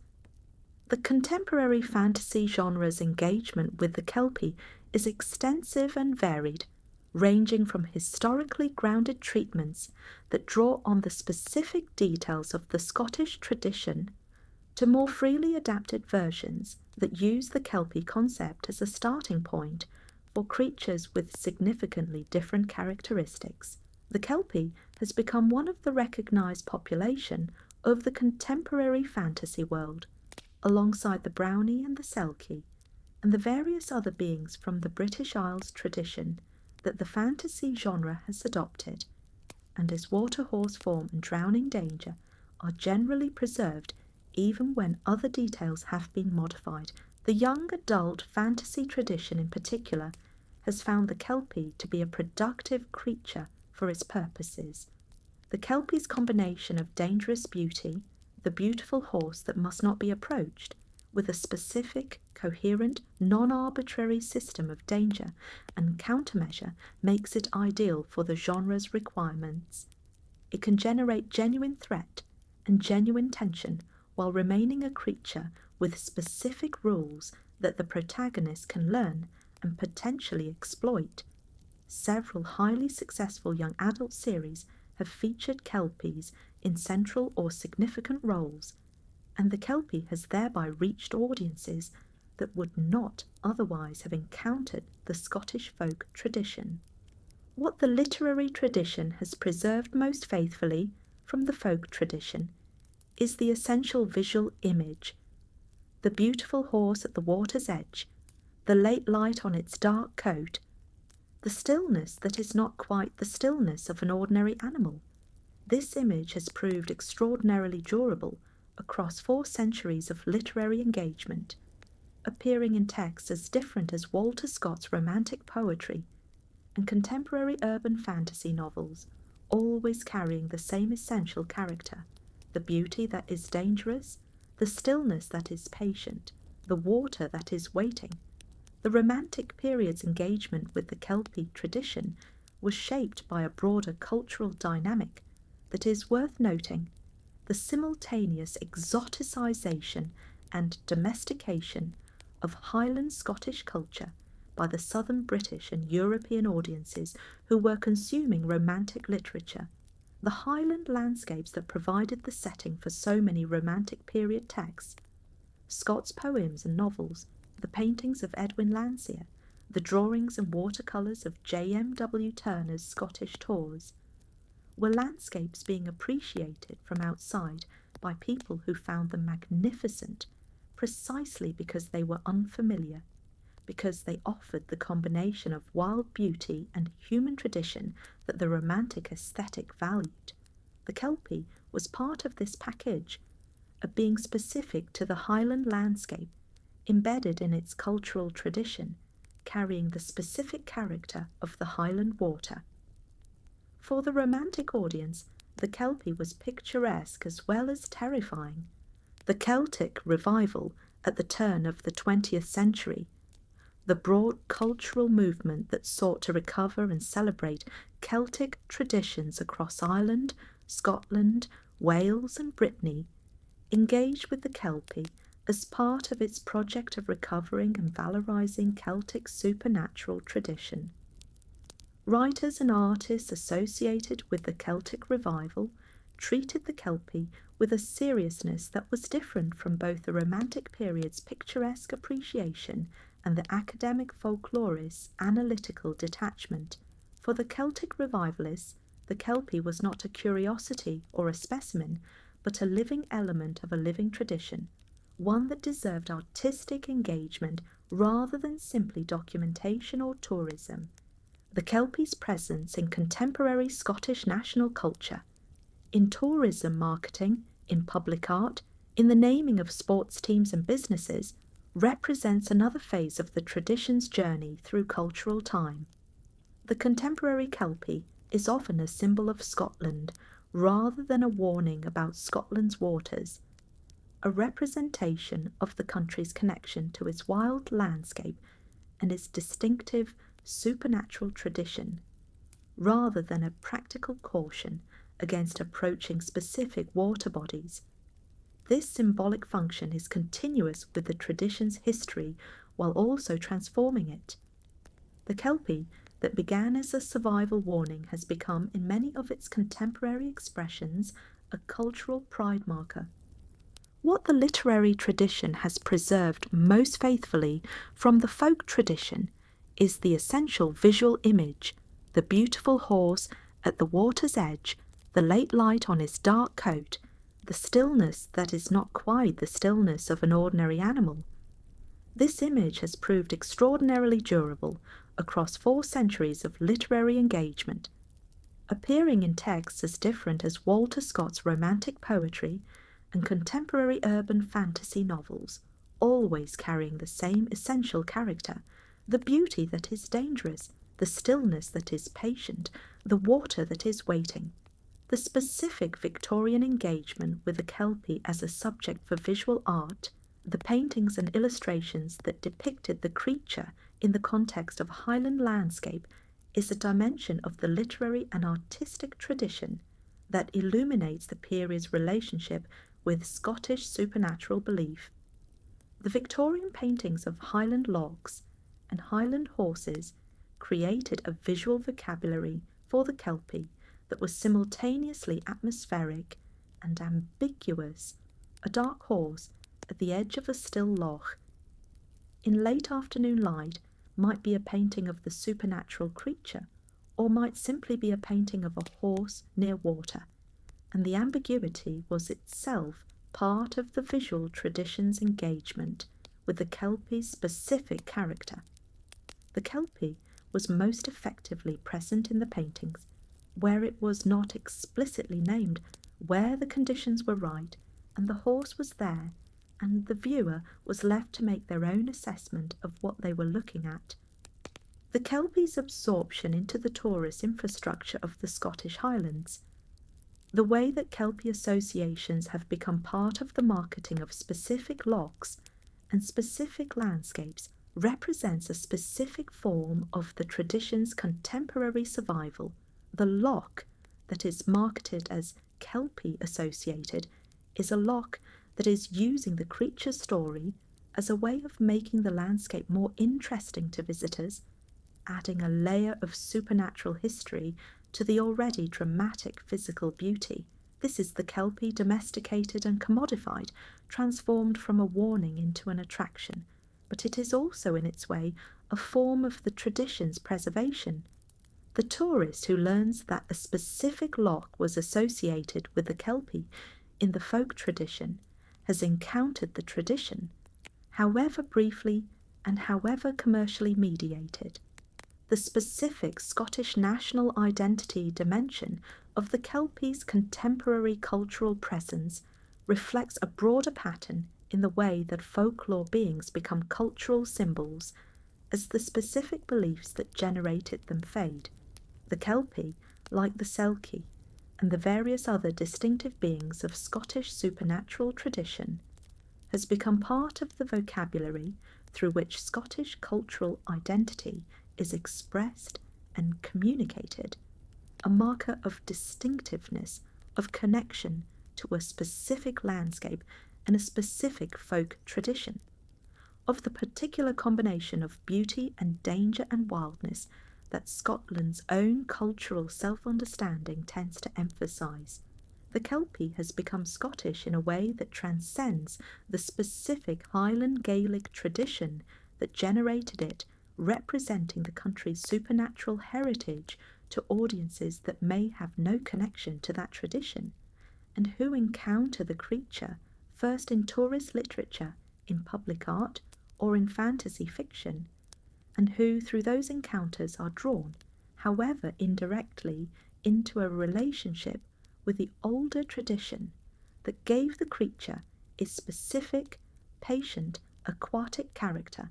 The Kelpie that has survived into the contemporary cultural imagination is not identical to the Kelpie of the Highland folk tradition, but it carries enough of the original tradition's essential structure, the beauty, the water, the irreversible approach, to remain recognisably the same creature across all the transformations it has undergone. The literary tradition's endurance of the Kelpie image is itself evidence of the image's genuine power. Its capacity to resonate beyond the specific cultural context of the Scottish Highland tradition from which it came. The Kelpie works in the imagination in ways that go beyond its specific folk context, because the image it offers, beauty at the water's edge, desire and danger in the same form, addresses something genuine in human experience that cultural specificity does not exhaust. The Kelpie tradition did not arise from nowhere. It was the most dramatically embodied expression of a much broader and much older set of beliefs about the character of Scottish water, beliefs about the spiritual significance of lochs and rivers and wells that went back further than any surviving written record, and that gave the Kelpie its specific cultural depth. The Scottish Gaelic tradition, like the Irish Gaelic tradition from which it was inseparable, understood water as a fundamentally liminal element, a threshold between the ordinary world and the other world, between the living and the dead, between the human domain and the domain of powers that were older and less predictable than the human. The loch was not merely a body of water. It was a boundary, a crossing point, a place where the fabric between the worlds was thinner than elsewhere, and where the beings of the other world could move most freely into the human one. This liminal understanding of water was expressed in numerous specific traditions that surrounded the Kelpie and gave it context. The sacred wells of Scotland, the specific springs and sources that were understood as holy, as healing, as possessing a particular spiritual power derived from their connection to the waters beneath the earth, were one expression of this understanding.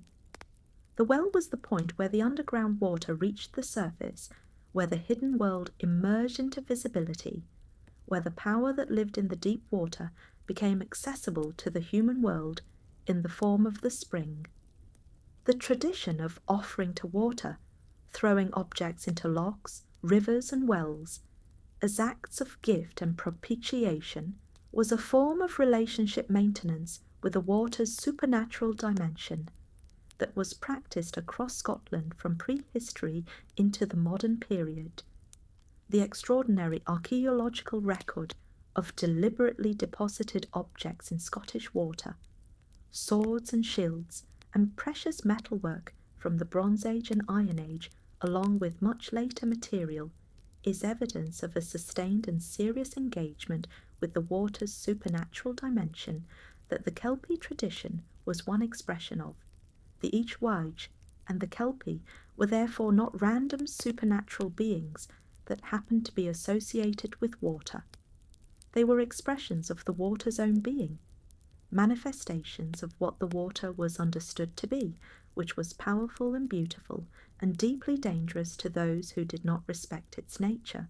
The Kelpie was the loch's own character given form, the loch that was still and deep and beautiful, and that drowned anyone who treated it with less caution than it deserved, had found its perfect expression in a being that was still and sleek and beautiful, and that drowned anyone who treated it with less caution than it deserved. The seasonal dimension of the water's danger was addressed in the Scottish tradition through a set of beliefs about when the water was most and least actively dangerous. The period around Samhain, late October and early November, was understood as a time when the water's supernatural dimension was most active, when the Kelpie was most likely to be encountered and most likely to be at its most dangerous. This was consistent with the broader understanding of Samhain as a time when the boundary between the worlds was thinnest, when the other world's beings moved most freely through the human world. The tradition of naming specific lochs and rivers as entities, as beings with their own characters, their own temperaments, their own specific relationships with the human communities that live beside them, was another expression of the same underlying understanding. The River Erne, which flooded regularly and unpredictably and took human lives in those floodings, was not merely a geographical feature. It was a being with intentions, or at least with a character, and the community that lived beside it maintained its relationship with that character through specific rituals and specific naming practices that acknowledge the river as something more than hydraulics.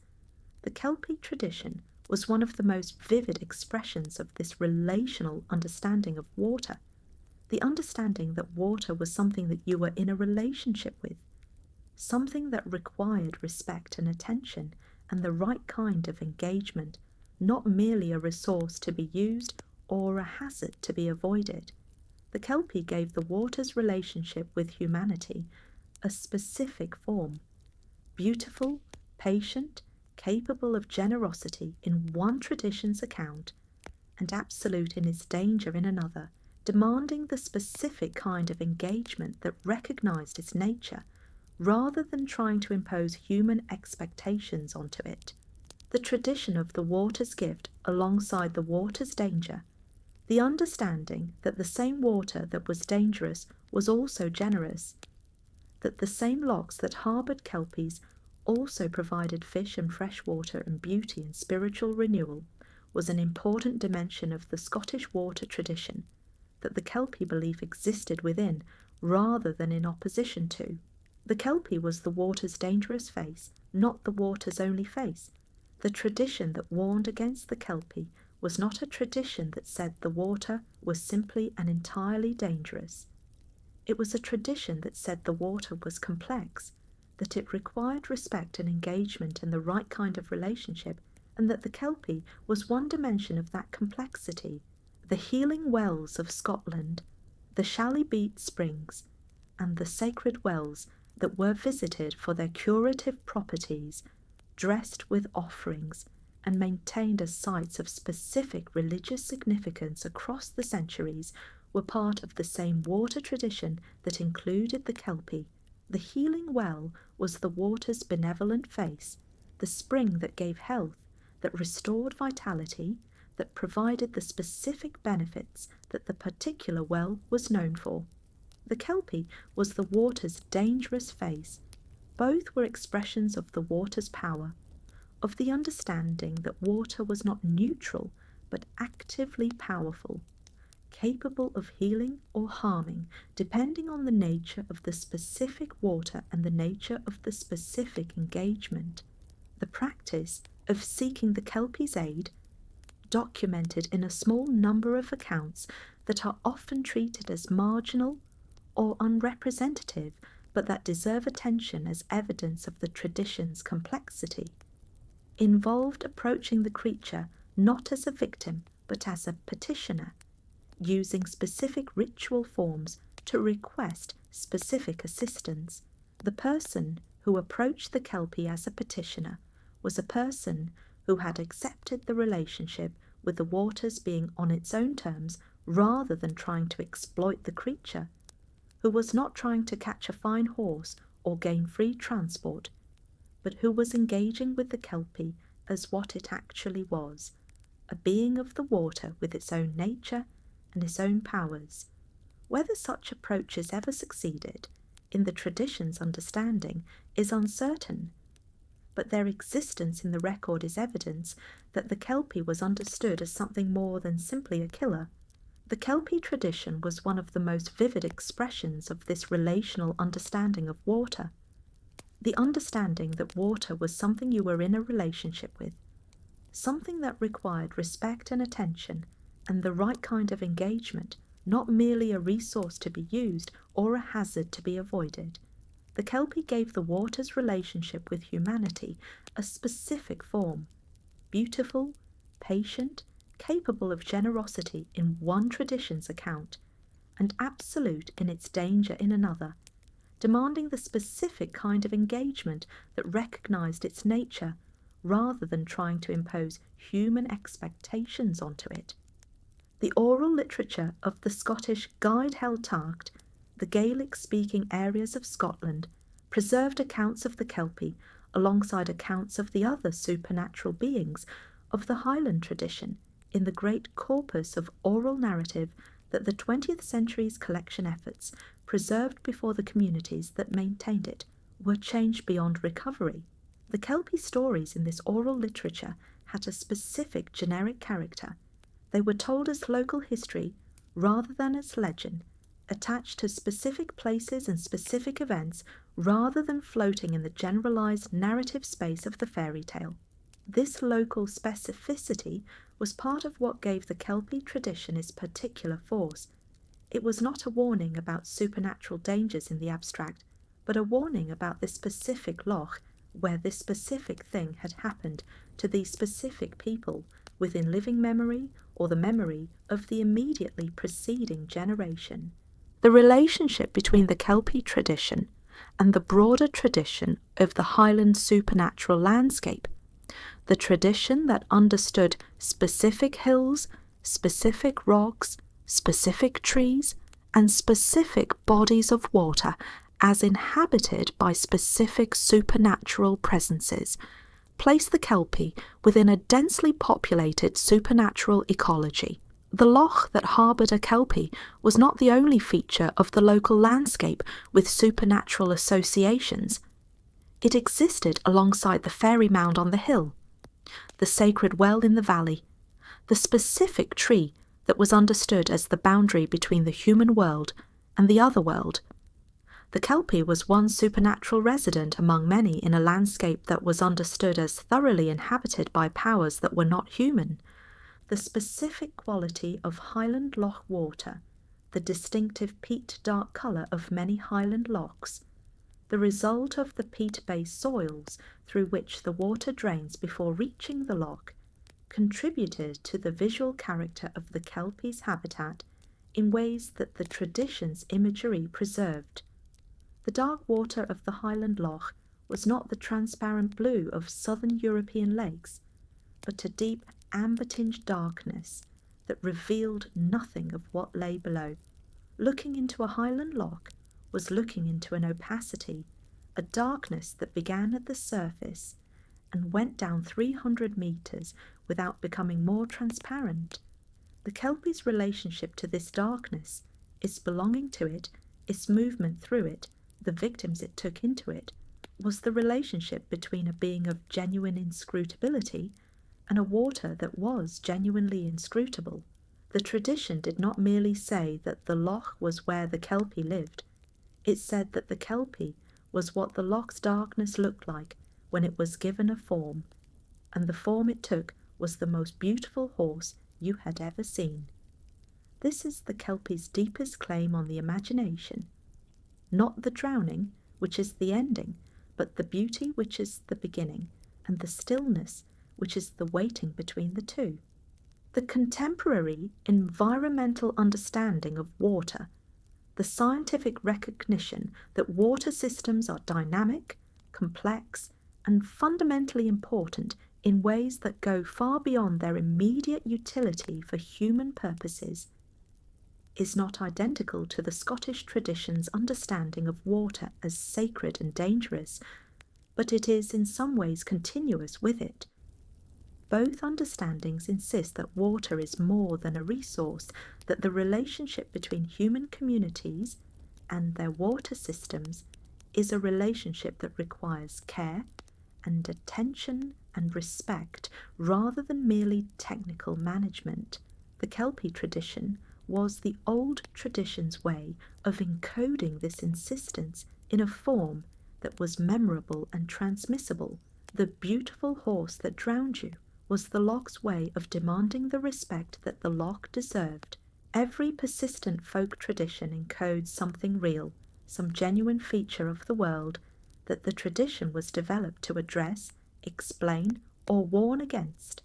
The Kelpie tradition is no exception, and examining the natural and historical realities behind it illuminates both the tradition's origins and the specific form its warning took. The most obvious natural reality behind the Kelpie tradition is the genuine danger of Scottish water. The lochs of the Scottish Highlands are among the most dangerous freshwater bodies in Britain. Deep, cold, often subject to sudden and severe weather changes, fed by rapid mountain streams that can change the water level dramatically in a short time. The danger of these waters to people who treat them carelessly is not a tradition. It is a documented fact. People drown in Highland lochs and rivers with a regularity that reflects both the water's genuine hazards and the human tendency to underestimate those hazards when the weather is fine and the water is still and beautiful. The kelpie's specific method, luring victims into the water through the promise of a beautiful horse, addresses one of the most specific real dangers of Highland water: the danger of attempting to cross rivers and lochs on horseback or by swimming horses. The Highland communities of the pre-modern period depended heavily on horses for transport, and the need to cross rivers and sometimes to swim horses across lochs was a regular practical requirement. The danger of a horse losing his footing at a ford, of a swimming horse being caught by an underwater current and dragging its rider down, of a rider misjudging the depth or the current at a crossing. These were real dangers that the tradition encoded in the form of the kelpie's luring. The real horses that contributed to the kelpie tradition were, in the first instance, the actual wild horses or feral horses that existed in the Highland landscape in various periods. A feral horse encountered near a loch or river, wet from drinking or swimming, beautiful in the way of wild horses, apparently available but actually unpredictable, was a genuine hazard for someone who tried to catch and ride it near water. The folk imagination that transformed this real hazard into the supernatural kelpie was doing what folk imagination always does, giving a specific, memorable, morally organised form to a genuine danger that might otherwise be too diffuse and too variable to be effectively warned against. The water plants that the kelpie wore in its mane, the reeds and waterweeds that the tradition identified as a distinguishing mark of the kelpie versus an ordinary horse, may reflect a genuine observation about the appearance of horses that had been swimming or drinking in lochs.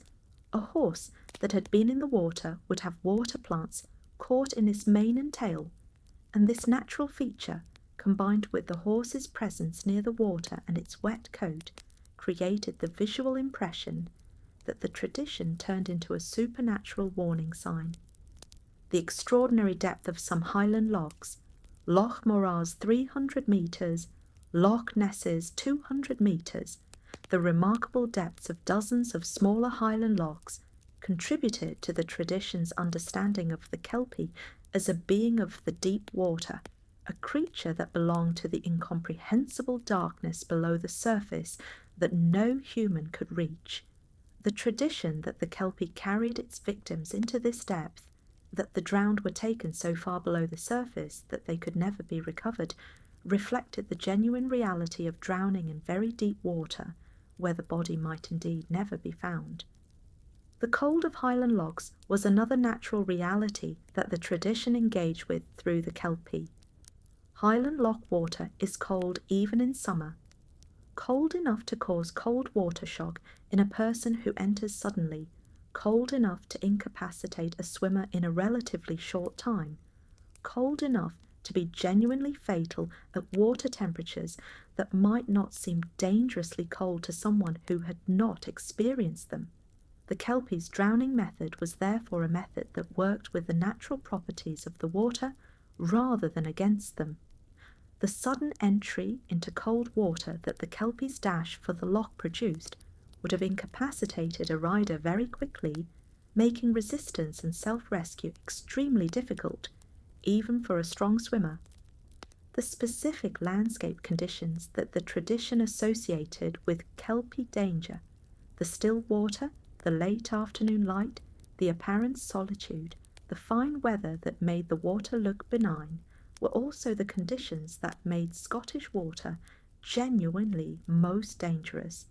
Still water in fine weather encouraged people to approach and enter water they would have been more cautious about in rough conditions. Late afternoon light was the time when tiredness and hunger reduced judgment, and when the distance home made a shortcut across a loch or river tempting. The kelpie's preferred conditions were precisely the conditions in which real drowning risk was highest. The connection between the Kelpie tradition and the management of community relationships with dangerous water is perhaps the most important dimension of the natural history behind the legend. The communities that maintained the Kelpie tradition were communities that lived beside genuinely dangerous water and that needed to manage the relationship between their members, particularly children and strangers, and that water in ways that reduced the risk of drowning. The Kelpie tradition was the most effective available technology for this risk management. It gave the water's danger a specific, memorable, morally organised form that could be transmitted to children and newcomers in a way that made the danger comprehensible and the protective response clear.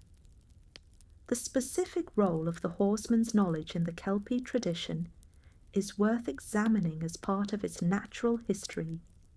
The people most likely to encounter a fine stray horse near a loch were the people most likely to be moving through the landscape with horses, drovers, cavalry soldiers, travellers of means, people who had a practical relationship with horses and who would naturally approach an apparently ownerless horse to assess it. These were also, in many cases, the people who should have known most about what a real horse looked and felt and smelled like, and who should therefore have been best placed to notice the Kelpie's differences from a real horse. The tradition's acknowledgement that even knowledgeable horsemen were sometimes taken by the Kelpie was an acknowledgement that the creature's luring was specifically calibrated to be effective against people with the right knowledge to approach it. The role of weather in the Kelpie tradition's natural history is another dimension worth noting.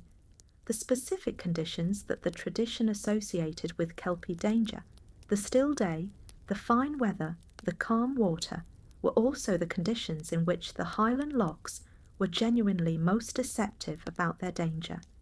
In calm weather, the water looked safe, the depth was invisible from the surface, the cold was not apparent until you entered it.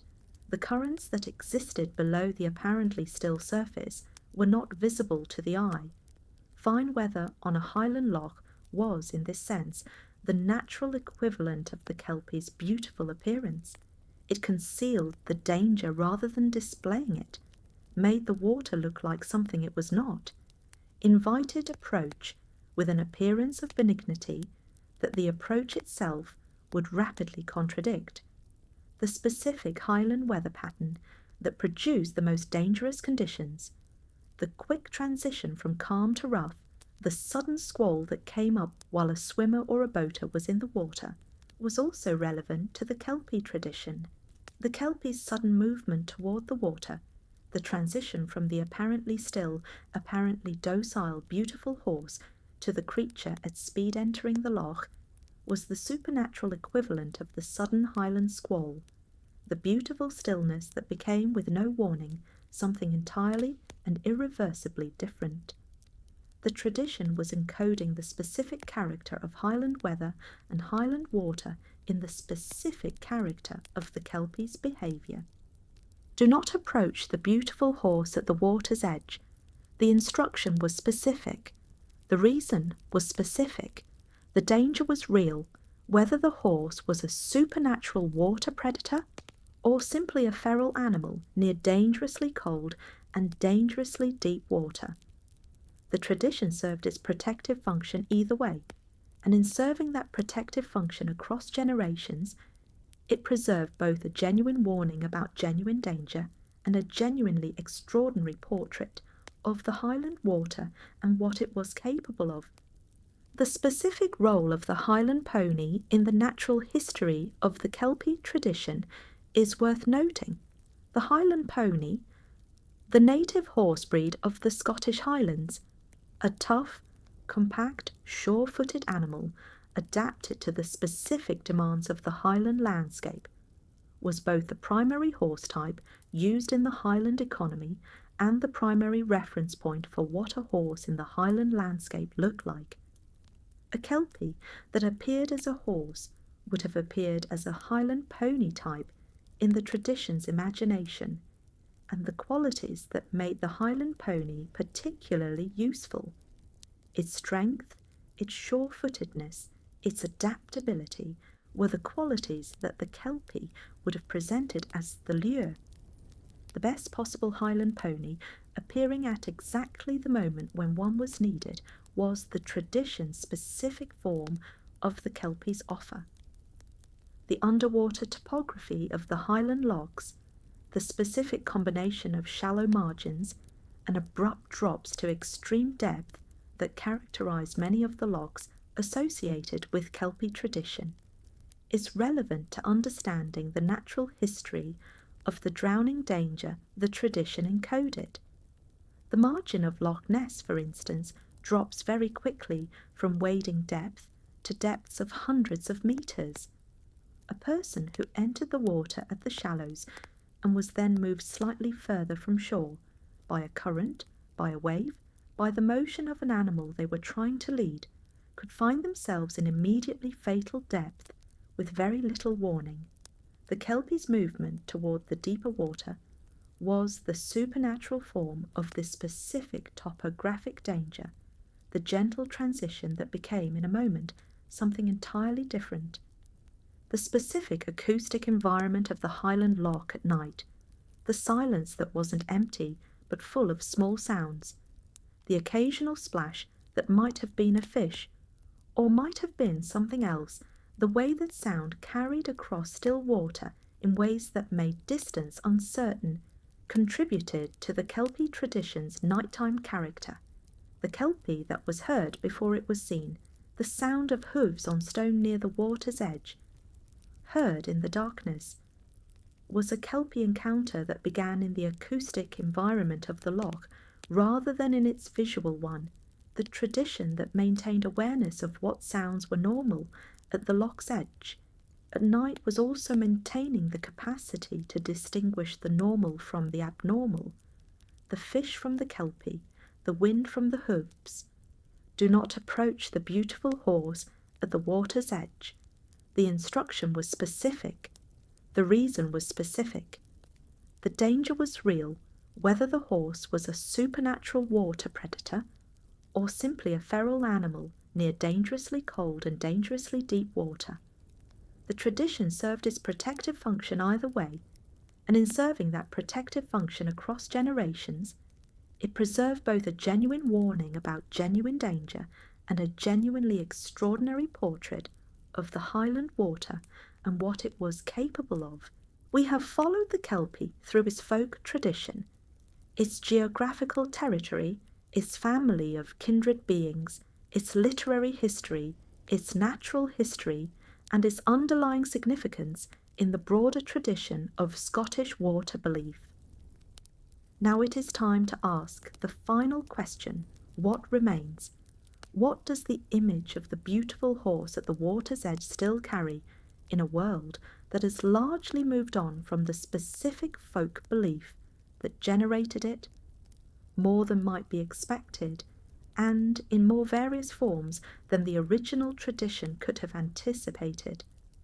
The most visible contemporary presence of the Kelpie is the Kelpie sculpture in Falkirk, Scotland, the pair of massive horse-head sculptures by the artist Andy Scott that have become one of the most visited landmarks in Scotland since their completion in 2013. The Kelpies stand 30 metres tall at the entrance to the Forth and Clyde Canal, made of structural steel, their size and material making them a striking transformation of the folk tradition's specific, intimate, waterside creature into an industrial-scale public artwork.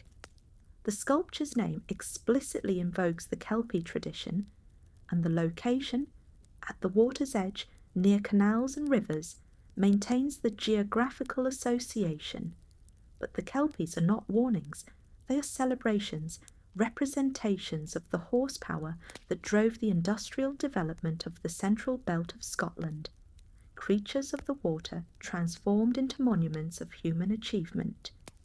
This transformation of the Kelpie from warning to symbol is one of the more interesting cultural trajectories of the tradition. The same image, the horse at the water, powerful and beautiful, that was presented in the folk tradition as a danger to be avoided, has become, in its contemporary artistic interpretation, a symbol of strength and industrial heritage. The danger has been aestheticized into majesty. The warning has been transformed into pride. The Kelpie of the Falkirk sculpture is not something you should not approach. It is something you are invited to visit, to photograph, to celebrate. The specific folk warning has been stripped away, leaving the visual impact and the cultural resonance behind. The Kelpie's persistence in the contemporary fantasy genre maintains more of the original tradition's character than the public art does, though still with significant transformation. The Kelpie of contemporary fantasy is typically a creature of coherent supernatural danger, beautiful, water-associated luring, that operates within a rule-based system that the protagonist can learn and potentially survive. The specific Scottish Highland geography has often been generalised into a more universal fantasy landscape, and the specific Gaelic cultural context has been translated into the generic conventions of the fantasy genre. But the essential Kelpie, the beautiful horse at the water's edge that must not be approached, remains recognisable across the transformation. The environmental dimension of the Kelpie's contemporary relevance is perhaps the most interesting and the least frequently noted. In a period of heightened concern about the health of water systems, about the pollution of rivers and lochs, about the disruption of aquatic ecosystems, about the relationship between human communities and the water that sustains them, the Kelpie tradition's insistence on taking water seriously as something more than a resource has a new relevance. The tradition that said the loch had its own character, its own being, its own claims on human attention and human respect was a tradition that understood water as something you were in relationship with rather than something you simply used. That understanding is not alien to contemporary environmental thinking, though it arrives at the same destination by a very different route. The Kelpie's specific warning, do not approach the beautiful horse at the water's edge, also retains a psychological truth that exceeds its specific supernatural context.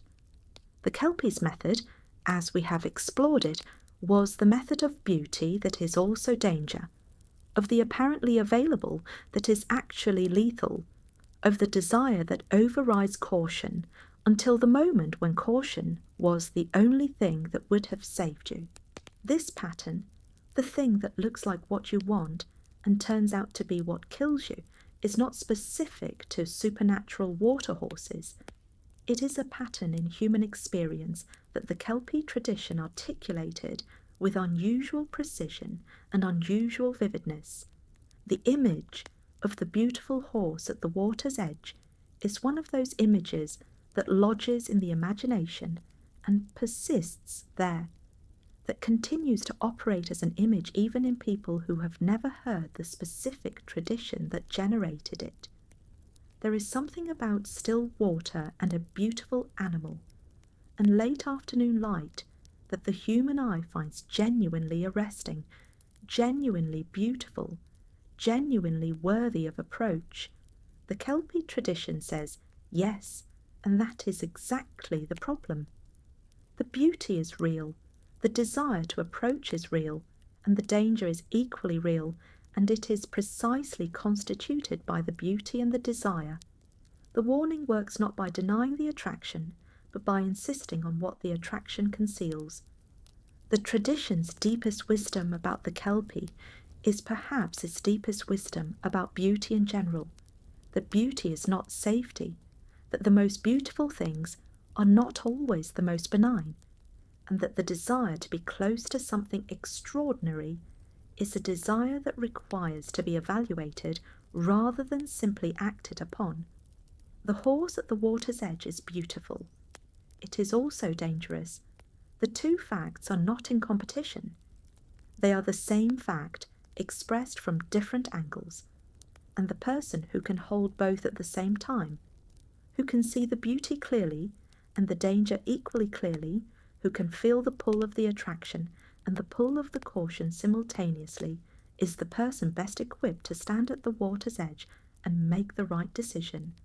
Do not approach the Kelpie, not because beauty is not worth approaching, but because this specific beauty is also this specific danger, and knowing that changes what approach means.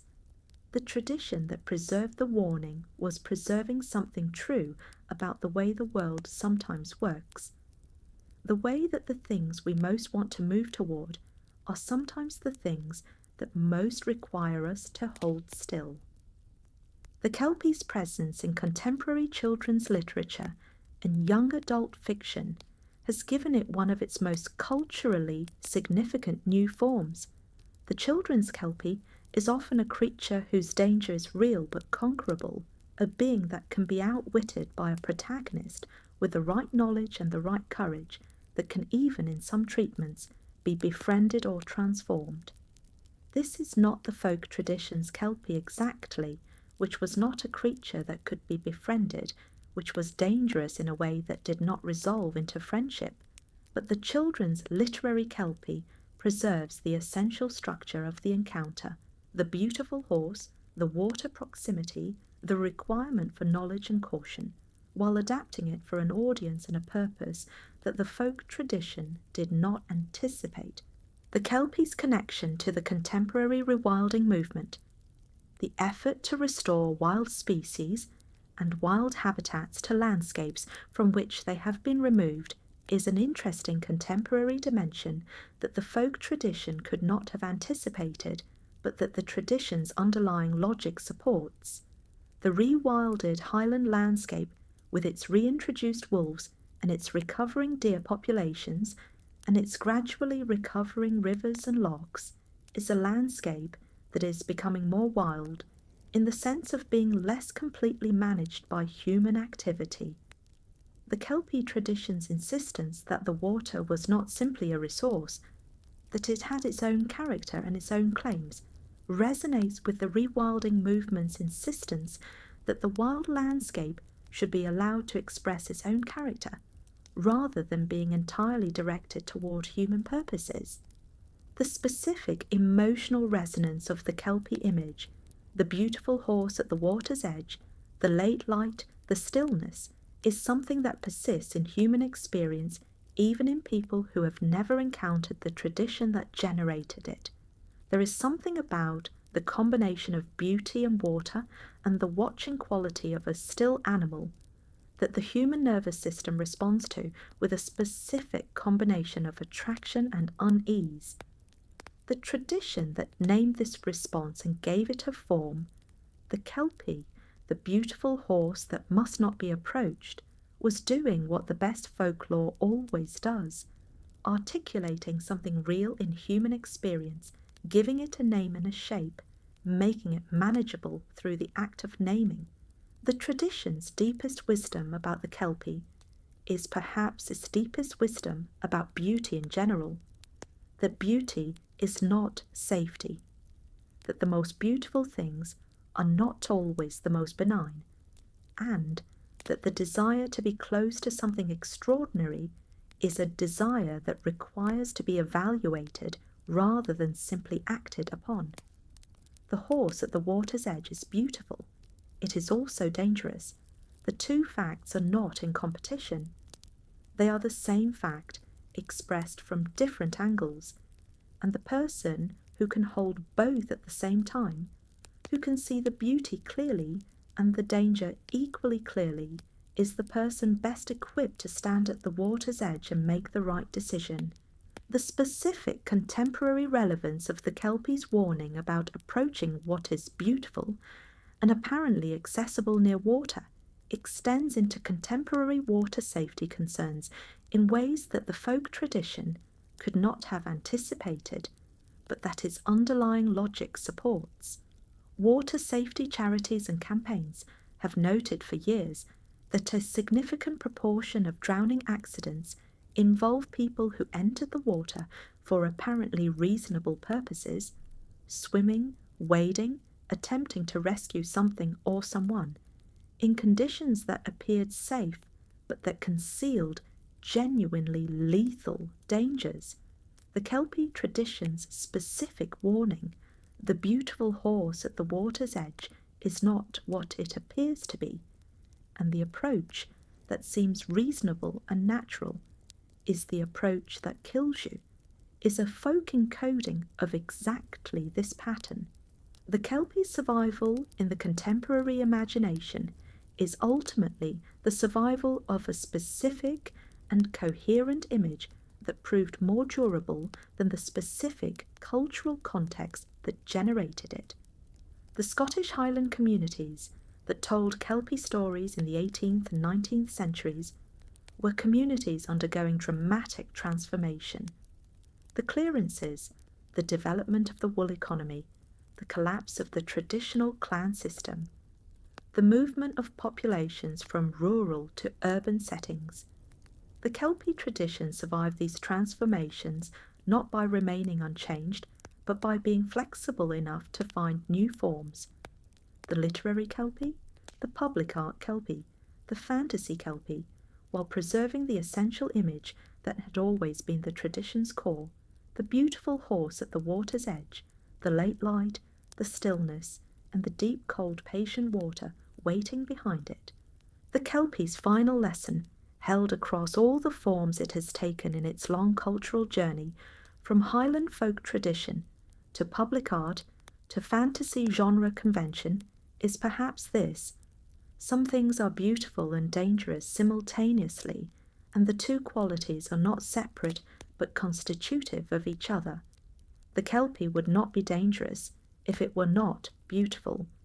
The beauty is the mechanism of the danger, and the danger is what the beauty is for. The tradition that preserved this understanding was preserving something true about a specific dimension of human experience, the dimension in which the things we most want to approach are the things that most require careful assessment before the approach is made. The horse at the water's edge is still there. The light is still late and golden and making its dark coat look like polished stone, and the water behind it is still deep and cold and waiting.